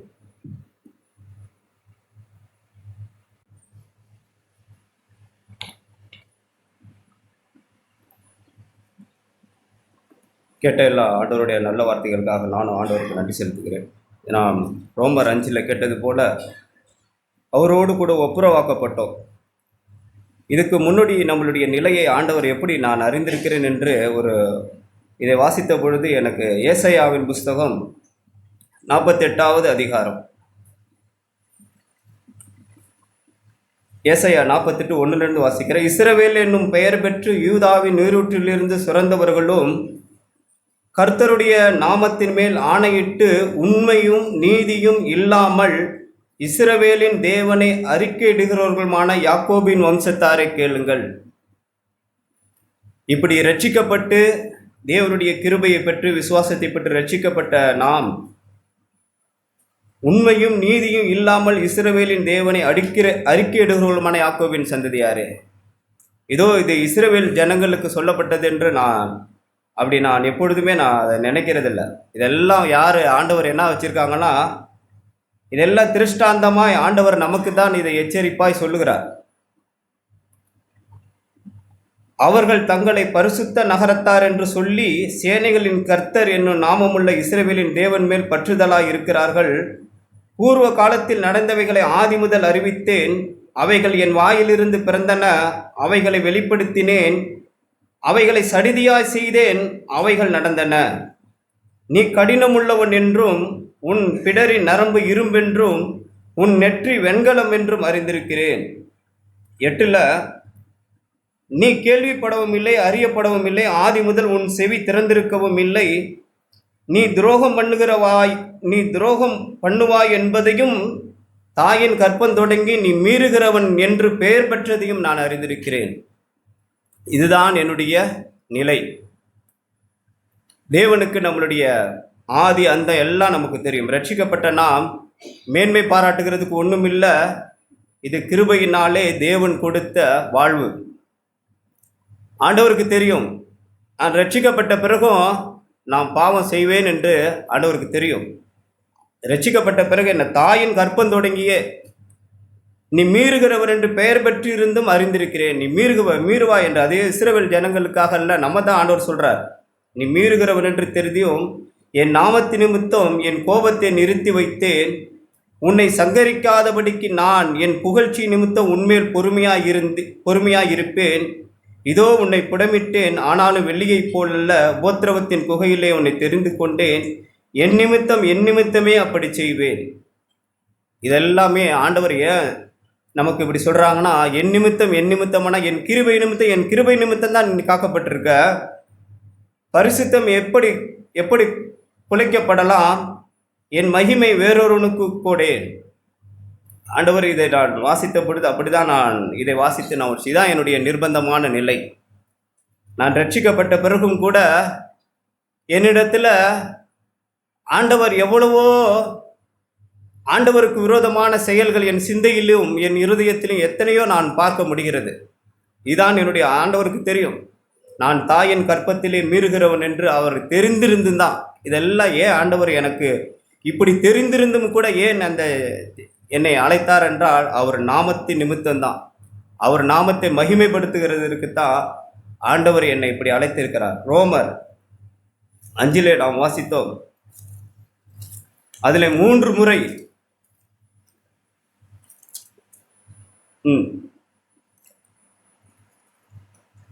ரோமர் 5:9 இப்படி நாம் அவருடைய இரத்தத்தினாலே நீதிமான்களாக்கப்பட்டிருக்க கோபாக்கினைக்கு நீங்களாக அவராலே ரட்சிக்கப்படுவது அதிக நிச்சயமாமே. அதே 10 நாம் தேவனுக்கு சத்துருக்களாய் இருக்கையில் அவருடைய குமாரன் மரணத்தினாலே அவரோடு ஒப்புரவாக்கப்பட்டோமானால் ஒப்புரவாக்கப்பட்ட பின் நான் அவருடைய ஜீவனாலே ரட்சிக்கப்படுவது அதிக நிச்சயமாமே. அதே 17 அல்லாமலும் ஒருவனுடைய மீறுதலினாலே அந்த ஒருவன் மூலமாய் மரணம் ஆண்டு கொண்டிருக்க கிருபையின் பரிபூரணத்தையும் நீதியாகிய ஈவின் பரிபூரணத்தையும் பெறுகிறவர்கள் இயேசு கிறிஸ்து என்னும் ஒருவராலே ஜீவனை அடைந்து ஆழ்வார்கள் என்பது அதிக நிச்சயமாமே. இப்படி 3 முறை ஆண்டவர் தான் நமக்கு என்ன சொல்றாருன்னா அந்த நம்பிக்கையை கொடுக்கிறார். நீ என்னோடு ஒப்புரவாக்கப்பட்ட நீ ரட்சிக்கப்படுவது அதிக நிச்சயம்னு சொல்லிட்டு எப்படி ஆபிரகாமுக்கு ஆண்டவர் சொன்னாரோ, என்னை விட பெரியவன் இந்த பூமியில் ஒருவன் இல்லாதனால என் மேலேயே நான் ஆணையிட்டு சொல்கிறேன், நீ ஆசீர்வதிக்கப்படுவா என்ன. அதே போல தான் ஆண்டவர் இங்கே சொல்கிறாங்க, நீ என்னாலே நீ பாவத்துக்கு அடிமையாக இருந்த நீ என் மூலமாய் நீ ஒப்புரவாக்கப்பட்ட நீ என்னுடைய ஜீவனை அடைந்து நீ என்னோடு கூட நீ நித்தியத்திலே 1000 ஆண்டு காலமாக என்னோடு நீ அரசாட்சிக்கு வரப்போகுது அதிக நிச்சயமாமேன் என்று அப்படிதான் நம்மளை ஆண்டவர் அறைகூவல் எடுத்து நம்மளை அழைக்கிறார். அப்படி நம்ம இந்த வார்த்தைகளை கேட்டு நாம் மிகவும் தைரியம் அடைந்து உற்சாகம் அடையணும். அதே போல 7 ரோமர் 7:7 வாசிக்கிறோம். ஆகையால் என்ன சொல்லுவோம், நியாயப்பிரமாணம் பாவமோ அல்லவே, பாவம் இன்னதென்று நியாயப்பிரமாணத்தினால் அறிந்தேனே என்று மற்றபடி அறியவில்லை. இச்சையாதிருப்பாயாக என்று நியாயப்பிரமாணம் சொல்லாதிருந்தால் இச்சை பாவம் என்று நான் அறியாமல் இருப்பேனே. பாவமானது கற்பனையினாலே சமயம் பெற்று சகலவித இச்சைகளையும் என்னில் நடப்பித்து நியாயப்பிரமாணம் இல்லாவிட்டால் பாவம் செத்ததாக இருக்குமே. இப்படி சொல்லிட்டு தான் 15 சொல்லுகிறார் பவுல், எப்படியெனில் நான் செய்கிறது எனக்கே சம்மதி இல்லை, நான் விரும்புகிறதை செய்யாமல் நான் வெறுக்கிறதையே செய்கிறேன். இந்த இச்சையாதிருப்பாயாக என்ற அந்த பழைய ஏற்பாட்டு நியாயப்பிரமாண கட்டளையை அவர் வாசித்த பொழுது அவர் என்ன செஞ்சார்னா, நான் நிர்பந்தமான மனுஷன், எனக்குள்ளே நன்மை செய்ய விரும்புகிறேன், ஆனால் எனக்குள்ள தீமை தான் இருக்குது ஆண்டவரே. நான் 16 நான் இப்படி விரும்பாததை செய்கிறவனாய் இருக்க நியாயப்பிரமாணம் நல்லதென்று ஒத்துக்கொள்கிறேன். 18 அது எப்படியெனில் என்னிடத்தில், அதாவது என் மாம்சத்தில் நன்மை வாசமாய் இருக்கிறதில்லை என்று நான் அறிந்திருக்கிறேன். நன்மை செய்ய வேண்டும் என்று விருப்பம் என்னிடத்தில் இருக்கிறது, ஆனால் நன்மை செய்வதோ என்னிடத்தில் இல்லை. ஆதலால் நான் விரும்புகிற நன்மையை செய்யாமல் விரும்பாத தீமையை செய்கிறேன். அந்தபடி நான் விரும்பாததை நான் செய்தால் நான் அல்ல, எனக்குள்ளே இருக்கிற பாவமே அப்படி செய்கிறது. அந்த இச்சியாதிருப்பாயாக அந்த கட்டளை கண்டவுடனே அவர் பாவம் இதெல்லாம் எனக்குள்ள இது எப்படி நான் அங்கே நான் ஏசாயாவில் வாசித்தது போல, நான் தாயின் கர்ப்பத்திலே இருந்து மீறுகிறவன் என்று தெரியுமே ஆண்டவரே, தெரிந்து உங்கள் நாமத்து நிமித்தம் அழைச்சிங்களே, அப்படி இருந்தும் என்னிடத்தில் இவ்வளோ தீமையை என் இருதயத்தில் பார்க்குறேன்னு தான் பவுல் இங்கே சொல்லுகிறார். விருப்பம் என்னிடத்தில் 20 அந்தபடியே நான் விரும்பாததை செய்தால் 21 ஆனபடியினால் நன்மை செய்ய விரும்புகிற என்னிடத்தில் தீமை உண்ணுங்கிற ஒரு பிரமாணத்தை பார்க்கிறேன். என் உள்ளான மனுஷனுக்கு ஏற்றபடி தேவ நியாய பிரமாணத்தின் மேல் பிரியமாய் இருக்கிறேன். ஆகிலும் மனதின் பிரமாணத்தின்படி தேவனுக்கு விரோதமாய் போராடுகிற வேறு பிரமாணத்தை என் அவயங்களிலே காண்கிறேன். அவர் நியாயப்பிரமாணம் நல்லதுதான், நியாயப்பிரமாண கட்டளைகளை அவர் கடைபிடித்தவர் தான்.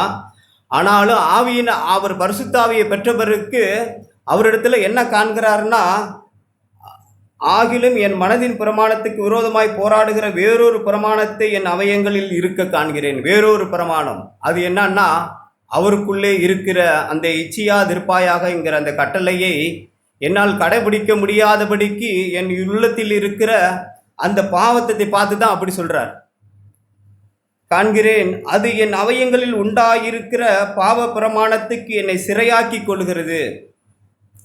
24 நான் நிர்பந்தமான மனுஷன், இந்த மரண சரீரத்திலிருந்து யார் என்னை விடுதலையாக்குவார்? ஆண்டவர் எப்பொழுதுமே நம்மளை இந்த நிலைக்கு தான் ஆண்டவர் நம்மளை கொண்டு போக விரும்புகிறார். எப்பொழுதுமே ஆண்டவருடைய வார்த்தைகளை வாசிக்கும் பொழுது, நான் நிர்பந்தமான மனுஷன், யார் என்னை இந்த மரண சரீரத்திலிருந்து விடுதலையாக்குவார்? அப்படி ஒரு கதறலைத்தான் தேவன் நம்ம எல்லாரிடத்திலிருந்தும் எதிர்பார்க்கிறார். அப்படி நாம் கதறி ஆண்டவரிடத்தில் போயிட்டோம்னா, ஆண்டவர் சொல்லுகிற வார்த்தையின்படி அவரோடு கூட ஒப்புரவாக்கப்பட்ட நாம் அவரோடு கூட ரட்சிக்கப்படுவது அதிக நிச்சயமாமேங்கிற வார்த்தையை நம்ம மேன்மை பாராட்ட முடியும். இந்த நிர்பந்தமான மனுஷன் என்கிற நிலைக்கு நம்ம வரணும். பவுல் அப்படி தான் அந்த இச்சியாதிருப்பாயாகங்கிற கட்டளை உணர்ந்த உடனே தான் ஆண்டவரை எவ்வளவோ நியாயப்பிரமாணத்தை கடைபிடித்த மனிதன். ஆனால் அவர் சொல்லுகிறது என்ன, நான் நிர்பந்தமான மனுஷன், ஒரு நன்மை கூட என்னிடத்தில் வாசமாக, நன்மை செய்ய விரும்புகிறேன் ஆனால் நன்மை செய்ய முடியல, தீமையை தான் என்னிடத்தில் பார்க்கிறேன், நான் நிர்பந்தமான மனுஷன்னு பவுல் உணர்ந்தார். அப்படி அதில் வாசிச்சுட்டு, நம்முடைய கர்த்தராகிய இயேசு கிறிஸ்து மூலமாய் தேவனை ஸ்தோத்தரிக்கிறேன். ஆதலால் நானே என் மனதினாலே தேவனுடைய நியாயப்பிரமாணத்துக்கும் மாம்சத்தினாலேயோ பாவ பிரமாணத்துக்கும் ஊழியம் செய்கிறேன்.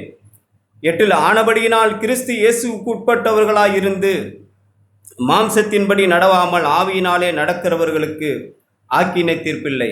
அவர் அறிந்து கொண்ட காரியம் என்னன்னா, இது என்னால் முடியாது ஆண்டவரே, நீங்கள் என்னதான் நீங்கள் கட்டளைகளை கொடுத்தாலும் அதை அதுக்கு கீழ்ப்படிஞ்சு வாழ என்னால் முடியாது. மாம்சத்தினாலேயோ பாவ பிரமாணத்துக்கு நான் ஊழியம் செய்கிறேன். நான் பாவ பிரமாணத்துக்கு மாத்திரம்தான் ஊழியம் செய்ய என்னால் முடியும் ஆண்டவரே. ஆனாலும் நான் உங்களை ஸ்தோத்தரிக்கிறேன், கிறிஸ்து இயேசுக்கு உட்பட்டவர்களாக இருந்து மாம்சத்தின்படி நடக்காமல் ஆவியினாலே நடக்கிறவர்களுக்கு ஆக்கினை தீர்ப்பில்லை என்று அவர் அறிந்திருந்தார். இப்படி இந்த நிலைக்கு நாம் வந்துட்டோம். 3 அது எப்படி எனில், மாம்சத்தினாலே பலவீனமாக இருந்து நியாயப்பிரமாணம் செய்யக்கூடாததே தேவனே செய்யும்படிக்கு தம்முடைய குமாரனை பாவ மாம்சத்தின் சாயலாகவும் பாவத்தை போக்கும் பலியாகவும் அனுப்பி மாம்சத்திலே பாவத்தை ஆக்கினைக்குள்ளாக தீர்த்தார். மாம்சத்தின்படி நடவாமல் ஆவியின்படி நடக்கிற நம்மிடத்தில் நியாயப்பிரமாணத்தின் நீதி நிறைவேறும்படிக்கு அப்படி செய்தார். அந்த நியாயப்பிரமாணத்தின் நீதி நமக்குள்ளே நிறைவேற வேண்டுமென்றால் நான் எப்பொழுதும் நிர்பந்தமான மனுஷன் ஆண்டவரே, இந்த வாழ்க்கைக்கு நான் பாத்திரன் அல்ல, இது என்னால் வாழ முடியாது, உம்முடைய ஆவியை எனக்கு அளவில்லாமல் நம்ம கேட்டது போல அவர் யோவான் 16 வாசித்தது போல அவர் நம்மளை திரை விலக்கி காண்பிக்கலைன்னா இந்த வாழ்க்கை நமக்கு சாத்தியமே இல்லை. பரிசுத்த ஆவியானவர் நம்மளுடைய மாம்சத்தில் ஒரு நன்மையும் வாசமாக இல்லை. பவுல் அடைந்த அந்த நிலையை நாம் எப்பொழுதும் நம்ம அடையணும்.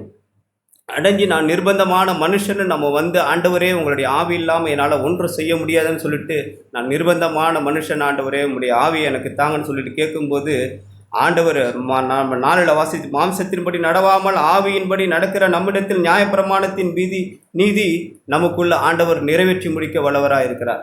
இப்படி தான் நானும் இந்த கேட்டுக்கொண்ட வார்த்தையின்படி உற்சாகமடைந்து இப்படி வாழ என்னுடைய நம்பிக்கை விசுவாசத்தை அறிக்கை செய்கிறேன். ஆமென்.